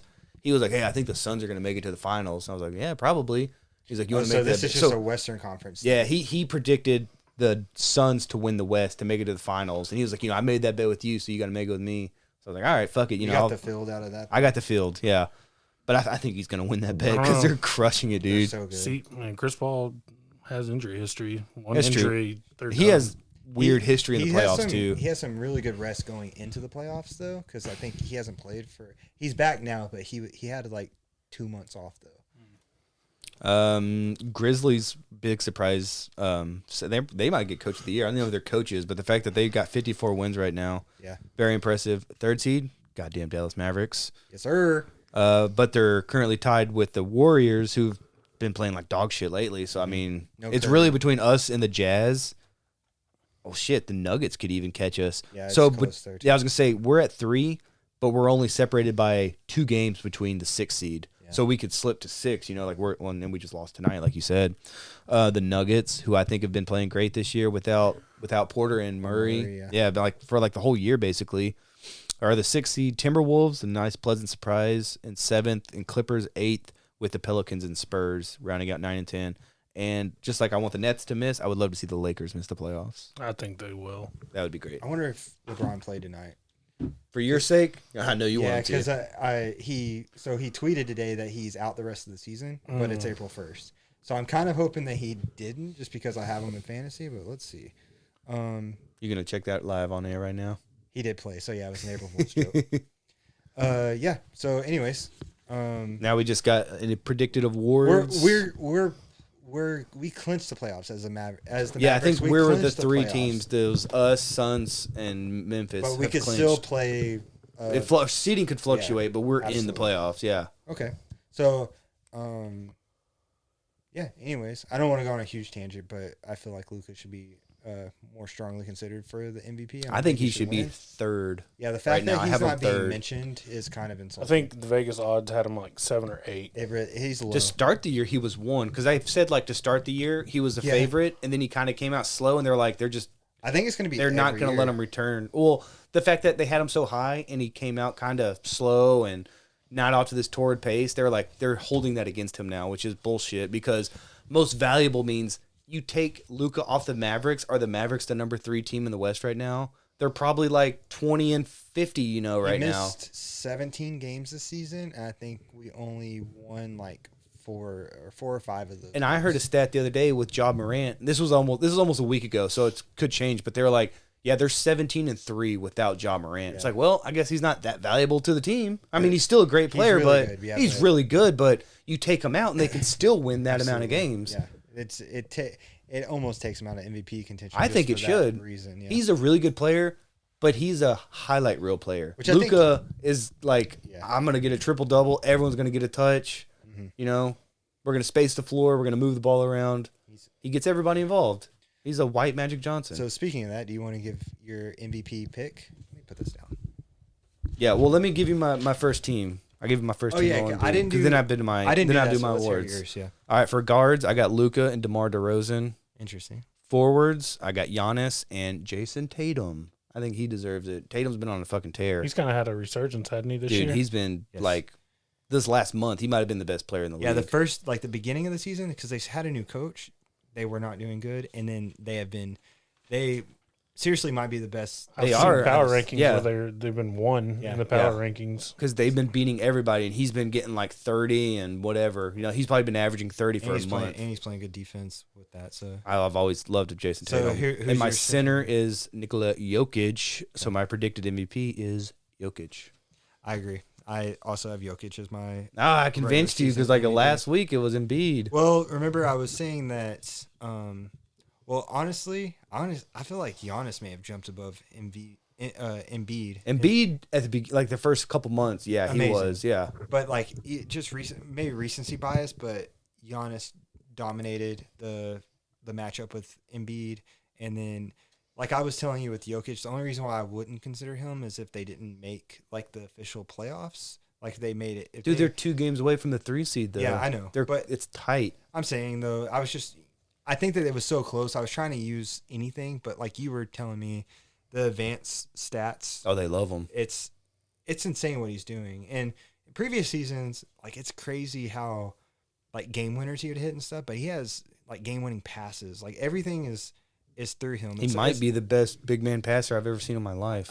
I think it Because was. they always say it's Sabonis, the older father Sabonis, but I didn't get to see him play. He played like in the USSR. I think we're at the point now where people for a while didn't want to deem Steph Curry the best shooter, but now it's like, yes, he is. Oh, it's no doubt. Yeah, without a doubt. I think we're already to the point with Jokic. We can say he's the best big man passer. Yeah. Yeah. And Dirk's the best big man shooter. Yeah. Fuck you, Cat. So his stats, I don't know if you wrote them down, but No, they're great. 26.5 points, 8 assists, 13.5 rebounds, Jeez. 1.5 steals, and 1 block. I'm pretty sure he leads his team in every stat, too. Yeah. And Which is crazy. I put right next to his stats with no help. Because he for real. really has Because nobody. Jamal Murray is a great player who's been out, and Michael Porter. I remember I was so torn in our NBA draft because between Michael Porter and I believe it was Russell Westbrook, which he hasn't had a great year, but he's played all year. And I remember being like, "Fuck, I'll take Westbrook." You're talking fantasy draft. Yeah, Okay. yeah. I was confused. And that was a great pick because I think Michael Porter's played like the first couple weeks, and he's been out. Yeah. So I had big hopes for Michael Porter because coming out of high school, he was the number 1 player. Yeah. And going into college. And then before he got hurt, he was huge going to be the number 1 pick. Yeah. So it's like as long as he can stay healthy, they compared him to Kevin Durant. You know, he was a Kevin Durant. That's why when Denver drafted him at the tail end of that lottery, they were like, all right, well, that might be the best whole pick of the night because they got a guy that should have went top 3 at like 15. Yeah. No, I wanted he just can't stay healthy. Before the Mavs moved up to 3 at 5, I was sitting there thinking like I kind of wanted him. It was either him or like Mo Bamba. That's what we were talking about. Like, oh, if we get Mo Bamba, that's a solid pick. And it's like, oh my God, could you imagine Bamba instead of Luke on this team? We'd be dog shit. So I convinced myself, I was like, you know what? I think I like Mo Bamba. Yeah, same. He's got good range. He can I'll shoot go from a get- 3. Look at that length. Look, his arm's fucking huge. Yeah. And it's like, yeah, we got a generational player. And Mo Bamba, if he didn't have that size, he wouldn't be in the league. He'd just be a big slow idiot. What's your next award that you want to? Oh, you want defensive player of the year? I got Flower Mound's own Marcus Smart. Oh yeah, you were telling me that. I like your pick, a guard there. I got Jaren Jackson Jr. Solid. I'm kind of convinced that by like podcasts. I don't watch a lot of Memphis Grizzly games, but I just heard how good he is, and he just switchable and stuff. I don't know. And then I got here they're 6th in defensive rating, and I feel like I don't know. I'm okay with him. He probably is a lot of that. But I could be convincing to other players. I just don't want to give it to Gobert again. No, I don't think he should get it. No. Like I've just always liked Marcus Smart. Pretty sure he went to Oklahoma State University, and he's just like he's always the scrappiest guy on the team or on the court. That's what I love about him. He was never the most talented. He was never the fastest or the strongest, but there's nobody's going to out hustle him. Yeah, if there's a loose hardest. ball, he's going to fucking bite you to get that ball. Yeah. So I've always been a big fan. We almost had him last year. He'll guard big guys too. Oh yeah, he's like 6'3", but he'll body up damn near anybody. He's like what Pat Beverly thinks he is. Exactly. That's what I always compare him to, but I was like, I would much rather have Marcus Smart. Yeah. I like the dog in Patrick Beverly, but Marcus Smart has that dog and can back it up. There's certain games where he'll get 20, 30 points, but other games he won't because he's going to focus on his defense. Rookie of the year? I have Evan Mobley as mine. Good. I think he is actually the favorite. I picked this guy because he's been on my fantasy team all year, and that's the number 1 pick, Cade Cunningham. I feel like he's not. I picked who I think is going to win. If I had to like actually pick who I want, it would probably be Cade. Like 10 years from now, Cade's the better player. Cade's the better player. Yeah. I feel like. I mean, Mobley's really good, and he's had a lot of success with that Mobley's team. Really good, but yeah, Cade is like. He's just filling up the box. But he's also on a shitty team, so like he gets a lot of opportunity. Yeah. But I think Mobley, since he's been there most season, he's like. Besides, I know they have Jarrett Allen too, but he's so good defensively. I have his stats on here. He's 15 points a game, 2.5 assists. Obviously not his game. 8 boards and 1.5 blocks. So, but yeah, Cade Cunningham's stats would probably blow that out of the water. Just keep talking for a minute. I could pull him up because he's on my team. But we had a shit game today. All right, here we go. Cade Cunningham for the season, averaging 16.7, about 6 rebounds and about 6 assists with 1 steal and damn near 1 block. That's really good. So as a rookie, that's that's solid if you can just grow off of that. So I would be happy with either of those guys winning. They're both deserving. You got a 6-man? Tyler Hero. Yeah, I think I saw you write that down. Yeah, because I don't know who's coming off the bench now anymore because there's not like that Lou Williams or Jamal Crawford, like those staple guys. So I had to look it up, and it just said how he was the favorite because that guy could be a fucking starter. Oh, yeah. When it's a guy who should be starting, like Jason Terry, over 20 points a game is what Tyler Hero's doing. Off the bench, he's over 20? Okay, yeah. then yeah, he wins. No, we can move on. Who'd you get for coach?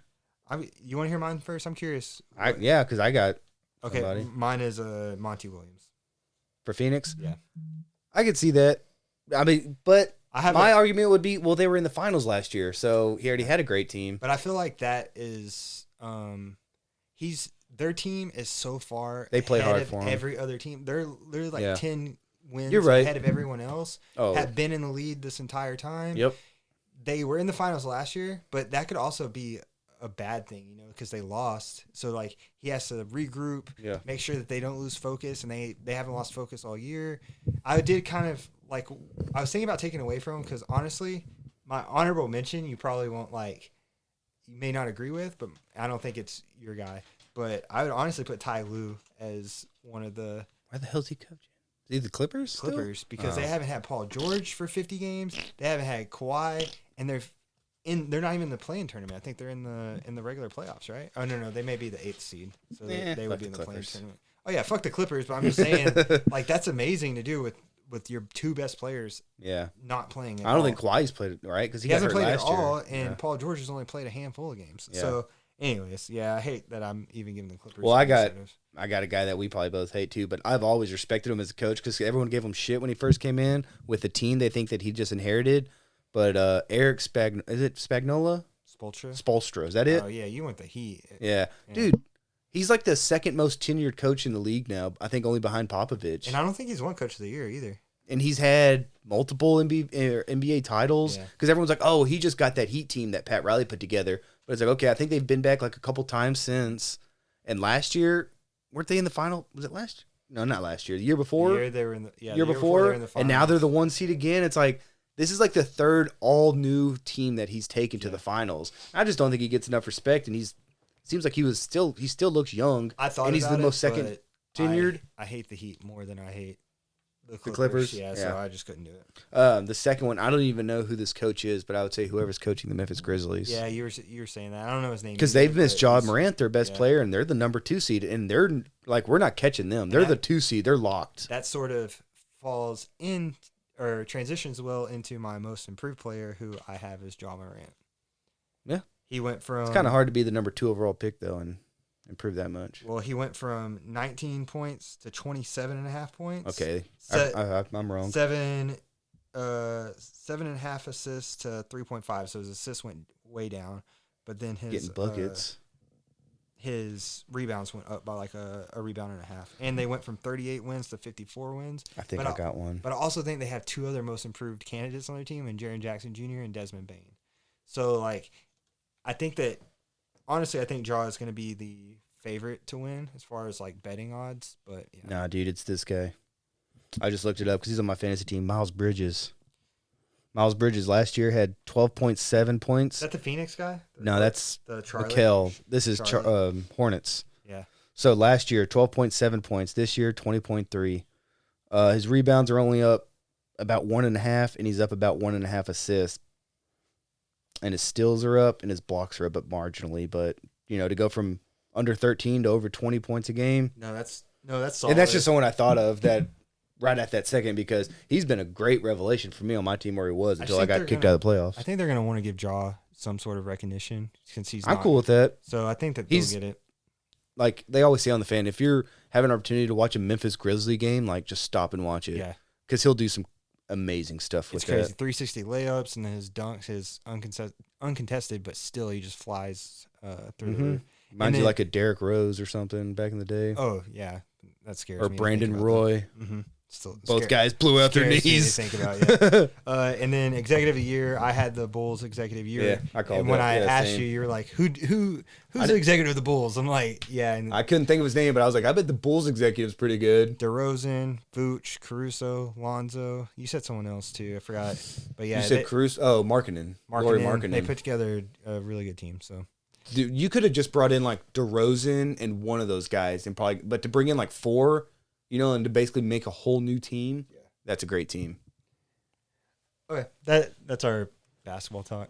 That's it for basketball? Mm-hmm. All right, it's my turn. Let's hear it. This is the closest thing to draft day for soccer nerds. The World Cup draw came out today. So this is where you finalize the groups, you figure out who you're playing, and we landed in Group B. Is it literally like drawing, like a lottery or something? Yeah, they draw. Really?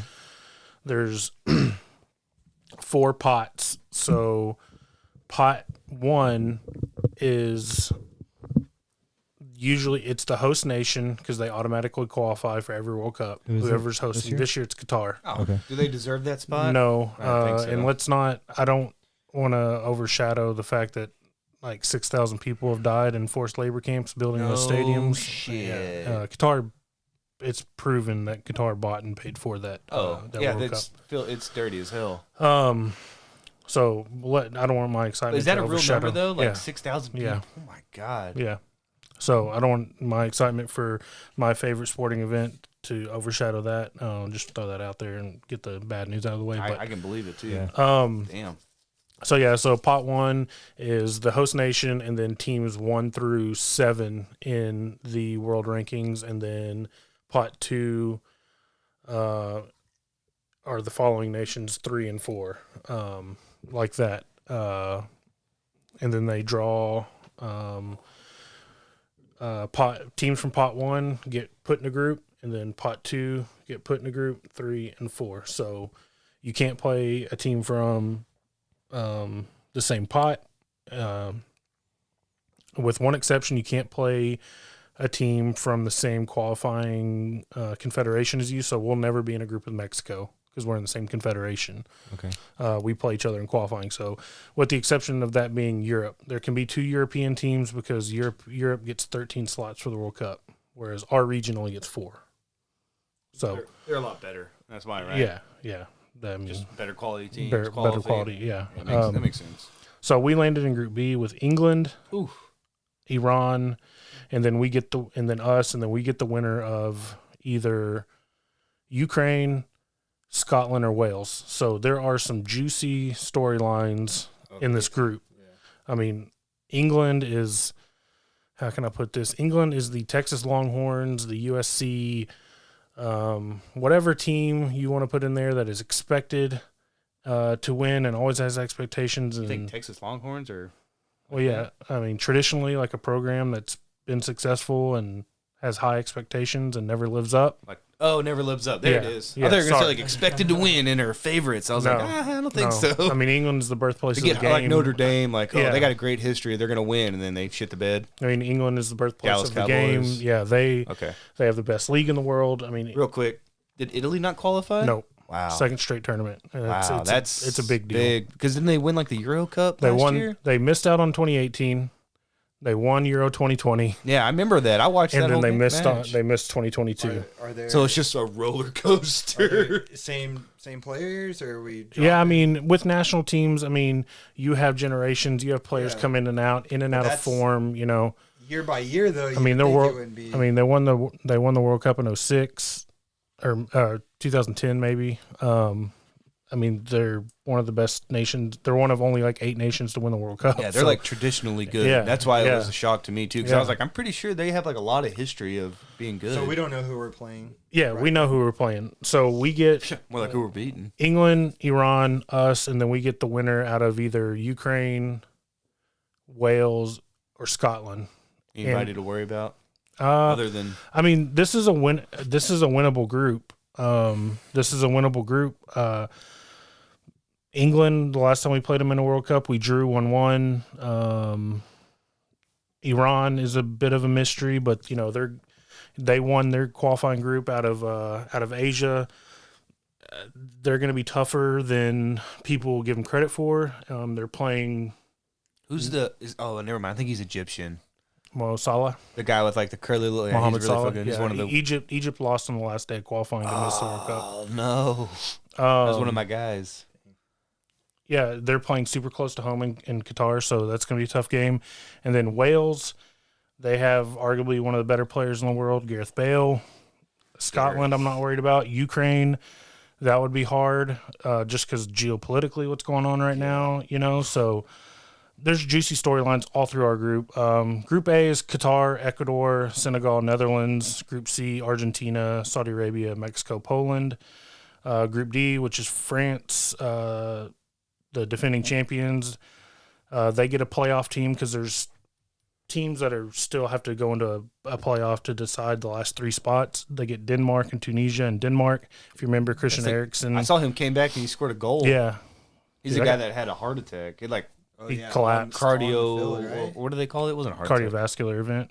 Okay. Yeah, a cardiac arrest. He That almost wasn't fucking died That on wasn't the that long field. ago either. No, it was in the Euros. Yeah, it was a year or two ago. Yeah, but- that was terrifying. That Yeah. was Yeah. very scary to see. Because you got to think those guys are like the fittest dudes in the world. Yeah. So if Yeah. he just dropped, it's like, yeah, that was scary. Yeah, it's super. Do hot they all have of a sudden.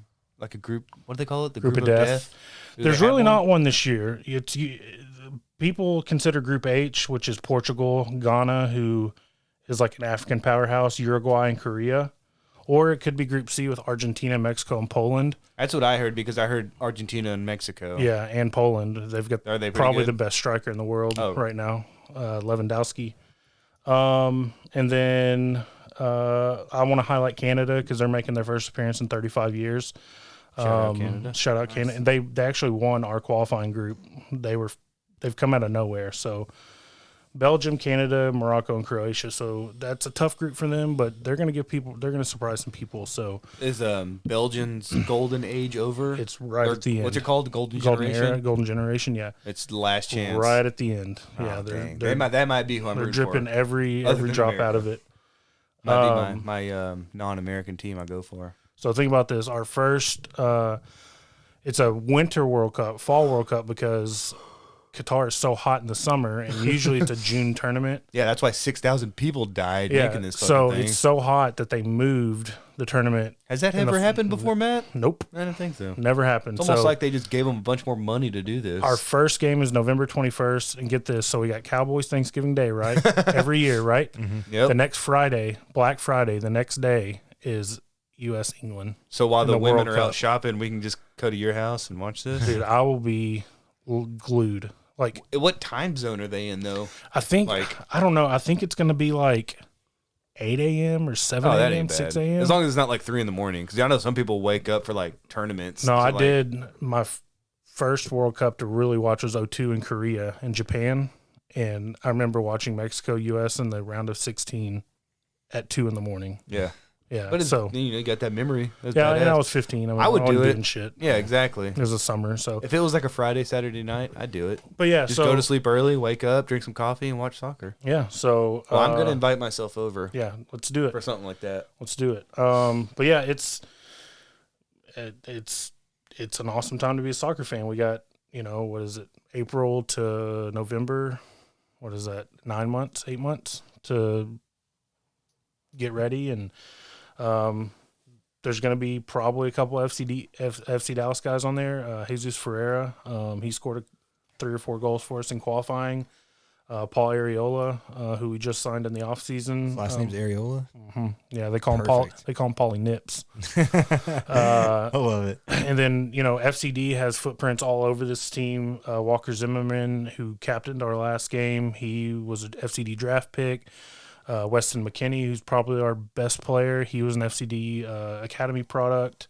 So at any given time, there's FC Dallas footprints all throughout the national team. Ricardo Pepi, who was our young superstar that we just sold off from last Yeah. year. Damn. He's Coming back? No. Well, I mean, for this. Yeah, he'll be in. Yeah, He should be in the squad, but it's just exciting. And then I saw a ranking. Somebody ranked the groups toughest to easiest. They ranked. Fox Sports did it. Fox Sports ranked us in the 6th hardest group or 3rd easiest. So I like to look at it as 3rd easiest. yeah, Better way to look at it. they ranked Group H as the hardest with Portugal, Ghana, Uruguay, and That's Korea. what was like North Macedonia? North Macedonia. They Did they knocked qualify? out Because I know that's who knocked out Italy. Did they qualify? No, they got beat by They just- somebody on the last day. Oh, that for would have been a fun qualifying run spot. for them. Because I was like, where the fuck is that play? I didn't even know where Yeah, that it's like one country of those is. principalities where they have like princes still, and I don't know, lots of money. I don't know.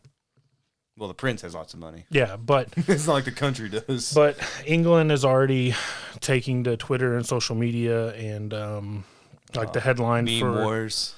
their the headlines in the papers for tomorrow, or I guess today, technically over there. It said Yankee Doodle Dandy, and then the headline says England draws Iran, U.S., and another cupcake from Europe.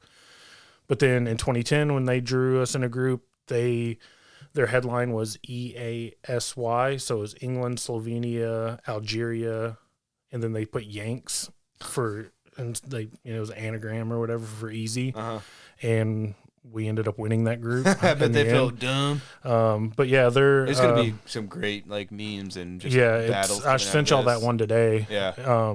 But Wow. I just love that they're so overconfident, and we really have a group. I expect us to get out of the group. I expect this to be a huge springboard for 2026 because we have a bunch of young talent that isn't even in their prime. I mean, y'all know the name Christian Pulisic, Yeah. because he plays at Chelsea.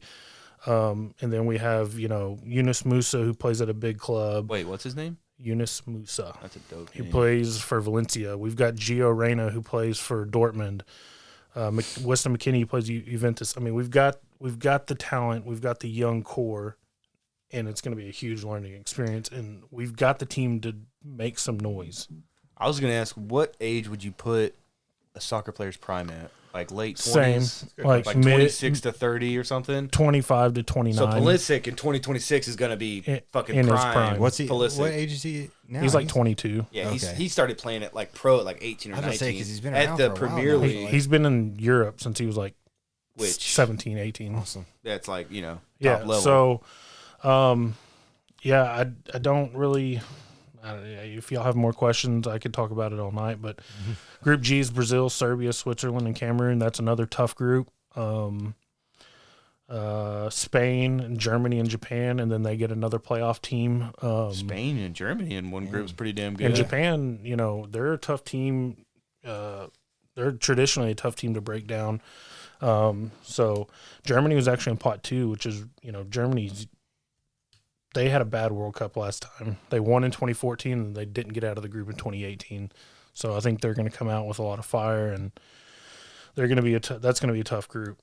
So, but it'll be Qatar and I believe Ecuador to start the first match on I think it's the 19th or 21st.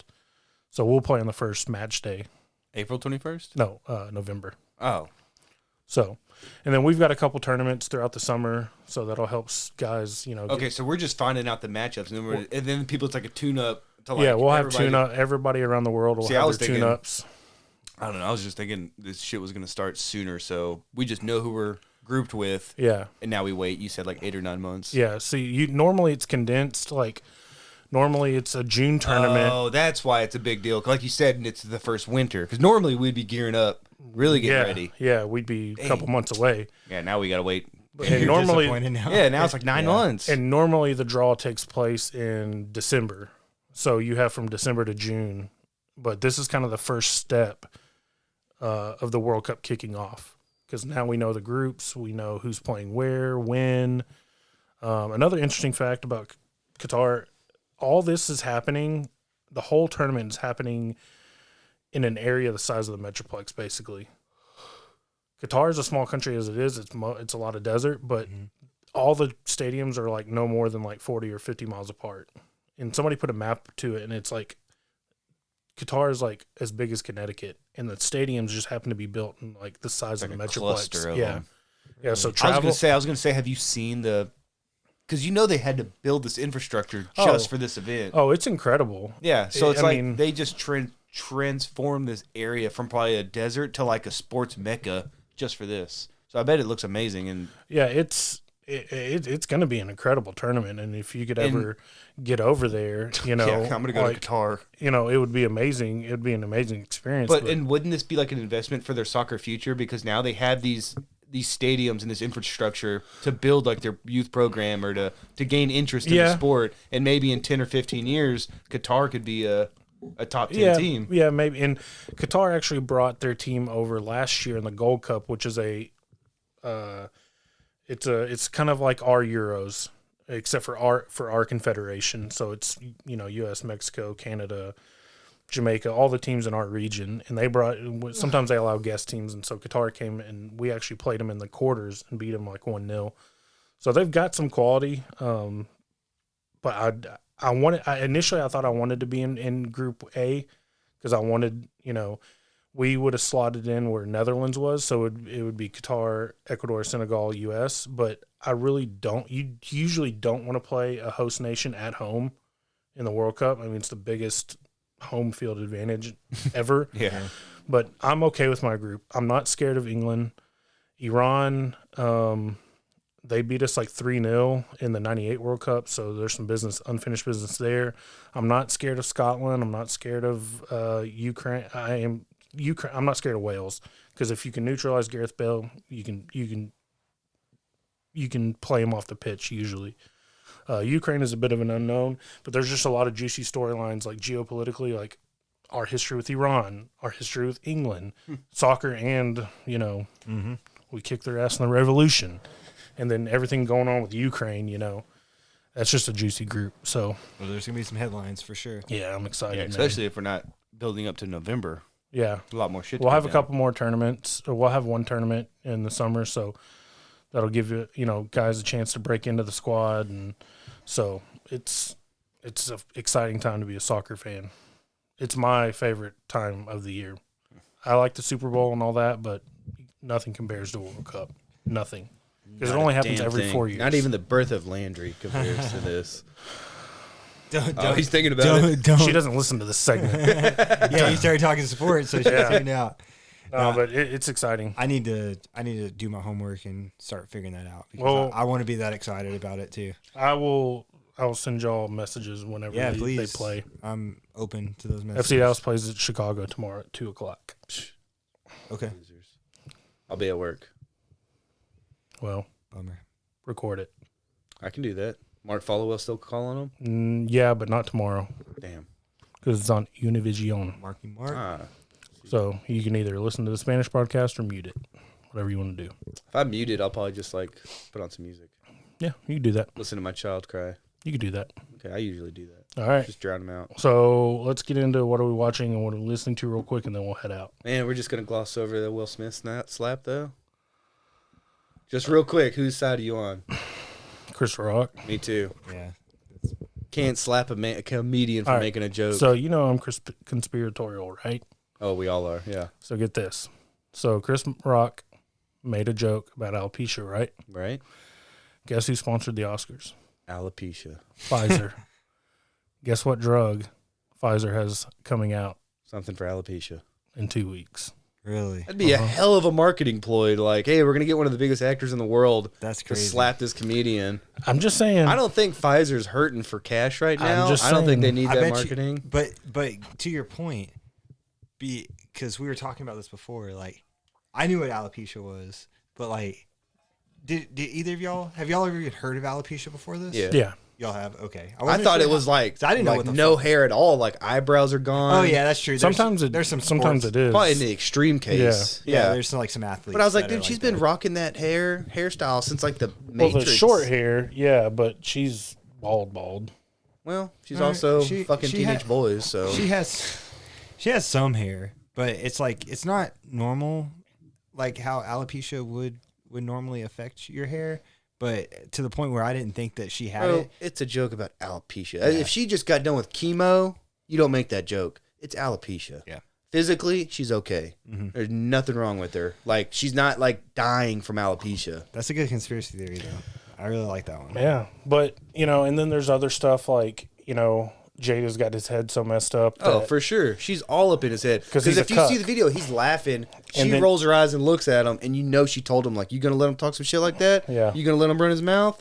Because I think that's why Chris Rock had his guard off, because when he walked up, because he knew Will laughed at that joke. Yeah. So he's like, oh, here we go. You know, guaranteed. They thought like they were going to do something but goofy she together. has fucked him up so bad. She's Dude, I like, showed you that video. She ruined him. That video, he is just dead inside because she's talking about the cheating and what led to it. entanglement. Yeah, she's like, oh, I needed to feel something. I needed to feel something really deep. And it's like, bro, you fucked like an 18-year-old. That's what you needed. You only have an open relationship because you want to fuck other She wouldn't guys. say it either. She's like, he goes, let's say what you actually have. Yeah, he's like, let's really talk about it. entanglement. She never said like I But cheated on you. You know, I'm sure there's been nothing but stressful times in the Smith household regarding their relationship. And she's probably like, you want to know why I fuck younger guys? Because they're not passionate for me like you are, or whatever. Or They vice are versa. passionate. They are passionate. Yeah. And then he's like, I'll show her passion. Let me get there and slap. Exactly. I'll the show you fire out the of- man I am. Like I Yeah. felt like it was almost like like his man card being called out, you know, like and him slapping somebody on live TV. But to me, imagine doing that. Like I saw the metaphor on Reddit where it's like, imagine you're at a restaurant and the server does something you don't like. You get up and you slap that server. You go back to your table. You eat, you know, because he was allowed to go back to a seat. You sit down. You eat. After that, you stand up, you make a big speech about, you blame, you put blame on people, you apologize, but you don't apologize to the server, and then everybody in the restaurant gives you a standing ovation, and you go to an after party afterwards. Yeah. Like, you don't get to do that. That's not something normal people do. Nope. And when he apologized for his actions, he never once apologized to Chris Rock. That was the perfect opportunity to own up and be like, man, I was out of my head. I got moment of passion, and I sincerely apologize. He got up there and everything else but apologized to Chris to be Rock. a vessel of love. Yeah, it's like, oh, you really showed your love to Chris Rock. That's what I kept like. He is such a fucking hypocrite, and I still like Will Smith, but I am so team Kid Rock. God damn it, Chris Rock. I get ball with it, okay? but Chris Rock, all he is a comedian that made a joke. You can't set that precedence because y'all been to comedy shows. They'll fucking rip on everybody. Oh, too bad he didn't keep that same energy for the dude who fucked his wife. Exactly. Like you want to take out your feelings on somebody or your stress, take it out on that guy that fucked your wife. August, yeah. That 19-year-old that fucked your wife. Yeah, so it would have been funny if Chris Rock was like, you know what? Fuck it, and just started started roasting the shit out of them right there. He did. He goes, and he like caught himself because I bet he was gonna tear him the fuck up because Chris Rock's one of the best comedians to ever live, and he will tear you up. Yeah, he showed some real class. He took the high road. Yeah. Not only did he take that like a champ, but then he acted like one afterwards. Exactly, too. And he didn't press charges, which to me, I told you that's gonna be his legacy now, dude. I think that's going to stain his whole image. That hurt. Do you think that it's going to be his legacy as well? Because I didn't think it at first. For Will Smith, people were like, I know Will Smith. But Chris Rock, I mean, what do you know Chris Rock from? Saturday Night Live, Madagascar, State of the Union. He was never a leading man. He was never a Hollywood big hitter. I'll always just think, why I agree with you, because this is a bit older, but bigger, blacker, like him in that leather jacket, just his old stand up from like the 90s, the bigger piece of chicken 2000s, and stuff. Like Dad gets the biggest piece. Yeah, that's what I will remember the most. But a lot of people, like younger generations, be like, "Oh yeah, I've heard of Chris Rock. Right, yeah. He's the guy that got slapped by Will Smith." Yep. The newer generation who won't know him, that's how they'll imagine him, which is disappointing. Yeah, which sucks because that's going to be his legacy to a lot of people. Yep. And I fucking love Chris Rock. You're right. Anyways, the bottom line is fuck Jada Smith. Absolutely. I still like Will Smith, but he was a bitch for that, and Chris Rock's a fucking G. He needs to kick her ass to the curb. For real, he deserves better. Will Smith could probably get any woman that he wants. Damn near anybody. She's got him. She's got her psychological hooks in like him. You said, his kids are older. They're out. Yeah, he don't need to be there for the kids anymore. The kids are grown. They're making their own money too. Yeah, they don't need him financially. At all. They're independent. They don't need that. Like he's fine. Like. Remember that video I showed you? They said that's how they ended it. Like, yeah, we've been together 25 years. We ride together and we die together. And then they go, bad marriage for life. And they like gave knuckles. And I was like, how the fuck? What? How are you going to end it like that? Bad marriage for life? But I think, I don't know. Maybe I'm giving him too much credit. But even Will Smith, like you said, through that whole video, he looks distraught. Like during this, she has his mind so fucked up. He thought that this was appropriate, right? The Oscar thing. But even then, he was like, "Oh, this is terrible." When they did that bad marriage for life, oh, this is terrible. And he's like laughing it off. He knows that this is all fucked up. He knows somewhere. I think he has an ounce of like sanity, but she just has his head. Yeah. And it's entangled his fucking mind. He needs to stop and ask himself, "What would Uncle Phil tell me?" Uncle Phil would press charges because he was a fucking judge. Yeah, good point. Shit, Uncle Phil wouldn't play with that. Mm-hmm.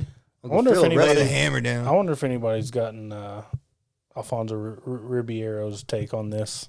Carlton. I know who he is. He hosts America's Funniest Home Videos every week. Shit, I watch it every Sunday, 6 o'clock. I wonder if anybody's gotten his take on this. I don't think I know TMZ. any other. TMZ got it. They're the one. I guarantee you, they fucking ran up to Alfonso. him. Yeah, like 5 cameras in his face. What do you think about Will? Else named Alfonso. That's the reason I knew. Alfonso Soriano. Boom. Texas Ranger. Got him from the Yankees in the A-Rod trade. 40-40 man. Proven wrong. There you go. Yeah, y'all don't remember Alfonso Soriano? Yeah, Alfonso Davies. He's a left back for Canada. Come on, Alex. Name your Alfonso. Name your fucking Alfonso. Hey, Alfonso Reyes. I went to high school with that guy. All right, let's get into what are we watching and listening to, and we'll get out of here. All right. Who's going Alex, first? what have you been watching? Okay. Well, we've been running long, so I'll just keep it short. I've been usually try to impress y'all with some intellectual stuff, but nah, fuck that. I don't need to impress y'all. I been catching up on animes recently. So Okay. I was thinking Animaniacs. My bad. That's really good too. Ranger discovered Animaniacs. I love Animaniacs. That's just funny. Has he heard like the rhyming of the states yet in the country? I don't know, but or is he watching like the new one? I don't like, dude. The new one is super woke. Is it, dude? I've woke? only seen like a few It's episodes. woke. I didn't know they had a new one. Yeah, they came out with some new. They still live in the Warner Brothers Yep. tower? Okay, cool. They better. There's some incest I know happening there. I know they were keeping it like topical though. I was watching some of the. I watched like 1 or 2 episodes, and they were like talking about things nowadays. Still telling pretty good jokes about them. But do y'all watch any anime? Have y'all seen anything ever? I need a good one to like jump off into, like a solid one, but no, I've never. So I watched, which I know y'all have heard of Attack on Titan. But Yep. that's the one I'm catching up on now because they're right at the tail end of the series where they're going to end it. So I'm like halfway through season 3, and I think it ends at season 4. I watched the first season a long time ago with Kayla, like when it first ended, and like the first season ended, and then I just didn't watch it for a long time, so I had to rewatch it, and I was just like, I don't know, that first season, it's pretty good, but man, it gets fucking wild when season 2 starts, and it's just nonstop, just things happening. So if you don't know much about it, it's these like big humanoid like giants, these titans that brutally eat people. Like they're showing this shit, like people I think getting any way you eat a person is going to be pretty brutal. but like I'm just saying, like they're showing it, like the rip their the arm animation is them Shout out showing Jeffrey them, Dahmer. yeah, eat like There you go. absolutely. But they're just like, but they're also very creepy. Like they're humans, right? But they don't talk. They have these weird like glaring faces. Oh, and the stuff. Titans Yeah, are the humans? Titans. Yes, the Titans are Oh, like, my God. they're like huge, like they're humanoid. So that like I don't know, I don't want to spoil anything, but yeah, they just have these weird, creepy looking faces, and then they barge through, and they're almost kind of like they seem slow and lumbering, you know, but just like I don't know, like Michael Myers, who's like slowly walking towards you, sort of thing. Yeah, but he'll get you. But he gets you. Yeah, for It's real. like it's sort of like that with it, but they just swoop up, and it'll be any fucking main character that you're invested in. They swoop them up and just So it's fucking like Walking Dead style. and Yeah. bite Like no 'em in- one's safe. bite them in half, and it's really gruesome. So, anyways, it's And where can you see this? you know, that's a good. I think you can watch at least the first season on Netflix, but I don't know if you can watch further into that. And I watched a few. How many seasons? 4. There's Okay. there's 4, and it's almost done. I think they're releasing the final 2 episodes or something like that. They were telling me, but yeah, I just been like you were catching up on Big Brother at work. I've been sitting there answering emails and catching up on that. Nice. So, yeah. Anyways, just keep it to that. And I haven't really been listening to anything, just kind of basketball podcasts and stuff. Yep. Nice. I watched, so I mindlessly scroll through TikTok at work, and there are like whole accounts that all they post are like clips of movies, and it'll be like part, you know, because there's only like, I don't know, like 60-second clips. So it'll be like part 17 of this one movie, and I'll catch like part 3, and I'm like, oh, that looks interesting. Let me scroll back down to part 1, and I'll end up watching. And they posted a scene from the movie Prisoners. It had That movie's fucking crazy. It's a good movie. Paul Dano, Paul Hugh Dano. Jackman, and Jake Gyllenhaal. and Terrence Howard. So I watched Oh, yeah, that he's movie. the other dad. Yeah, I watched that movie, and it was fucking good. Oh, you had never seen it before No, you saw that? no. Yeah. So I watched it That's at one work. of the ones I wish I could rewatch again for the first Yeah, time. but if you know the ending. Yeah, if you know the It's like endings. Mystic River. It's like once you know the ending, it's really good, but So there was I watched it, and it scratched that true crime itch. It's so good, yeah. It was gritty. It was brutal. It was awesome. So I was reading after it because I was like, man, is there a sequel or something? Like maybe they're making a sequel, and because of the ending. And apparently that was an alternate ending that the studio won out on, but the director wanted to just end it. You know how he hears I'm sorry. hear something on the floorboards or something. Yeah, right? sorry, spoiling like a 6-year-old movie, but you know, he hears the whistle. Hugh Jackman finds his daughter's whistle down there, and he's at the crime scene. The crime techs, you know, pack up for the night, and he's standing there in the cold, and you can see his breath coming out, and he thinks he hears something, and he shakes it off, and he thinks he hears something again, and then he hears a whistle, and he turns, and the movie ends. Well, that wasn't going to happen. In the original ending, there was no whistle. So you just never know Really? if Hugh Jackman gets discovered or found or anything.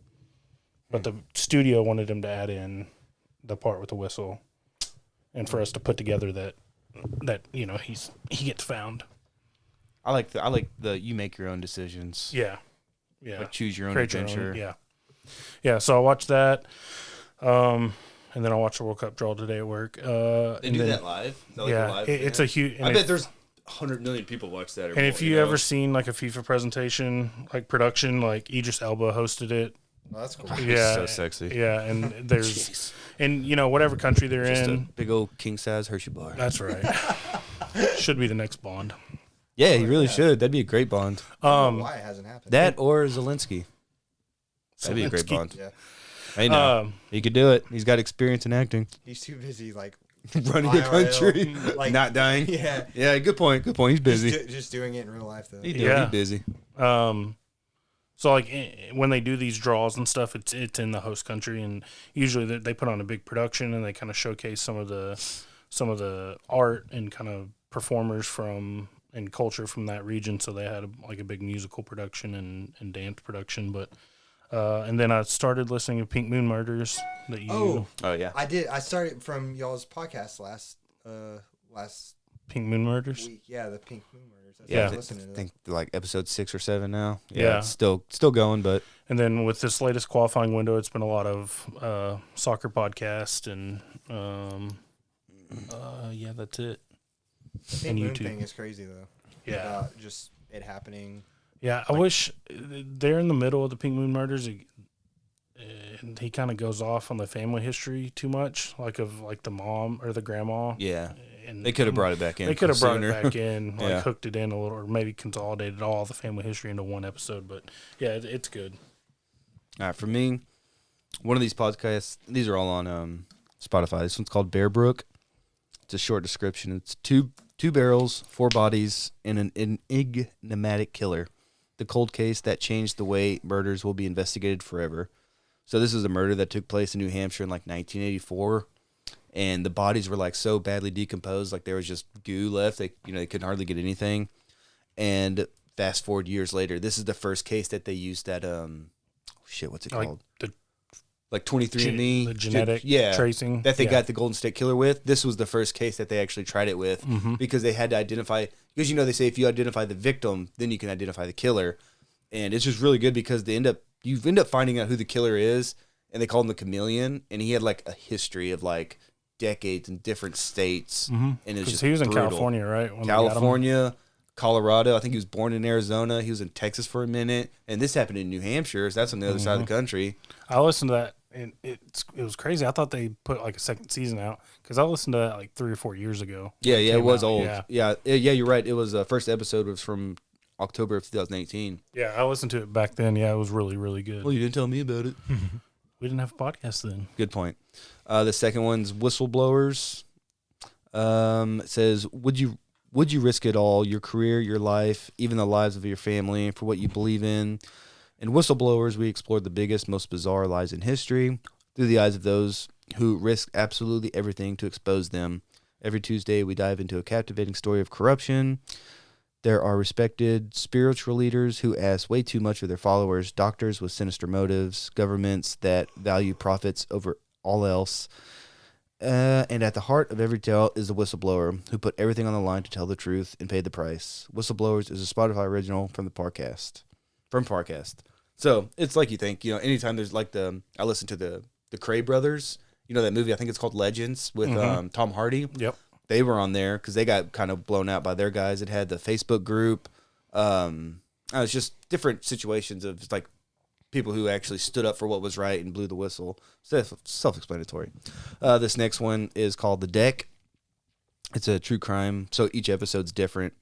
For years, law enforcement agencies have been replacing the faces of traditional playing deck cards with images of missing and murdered people and distributing those cards in prisons, hoping that inmates would come forward with information needed to crack these cold cases wide open.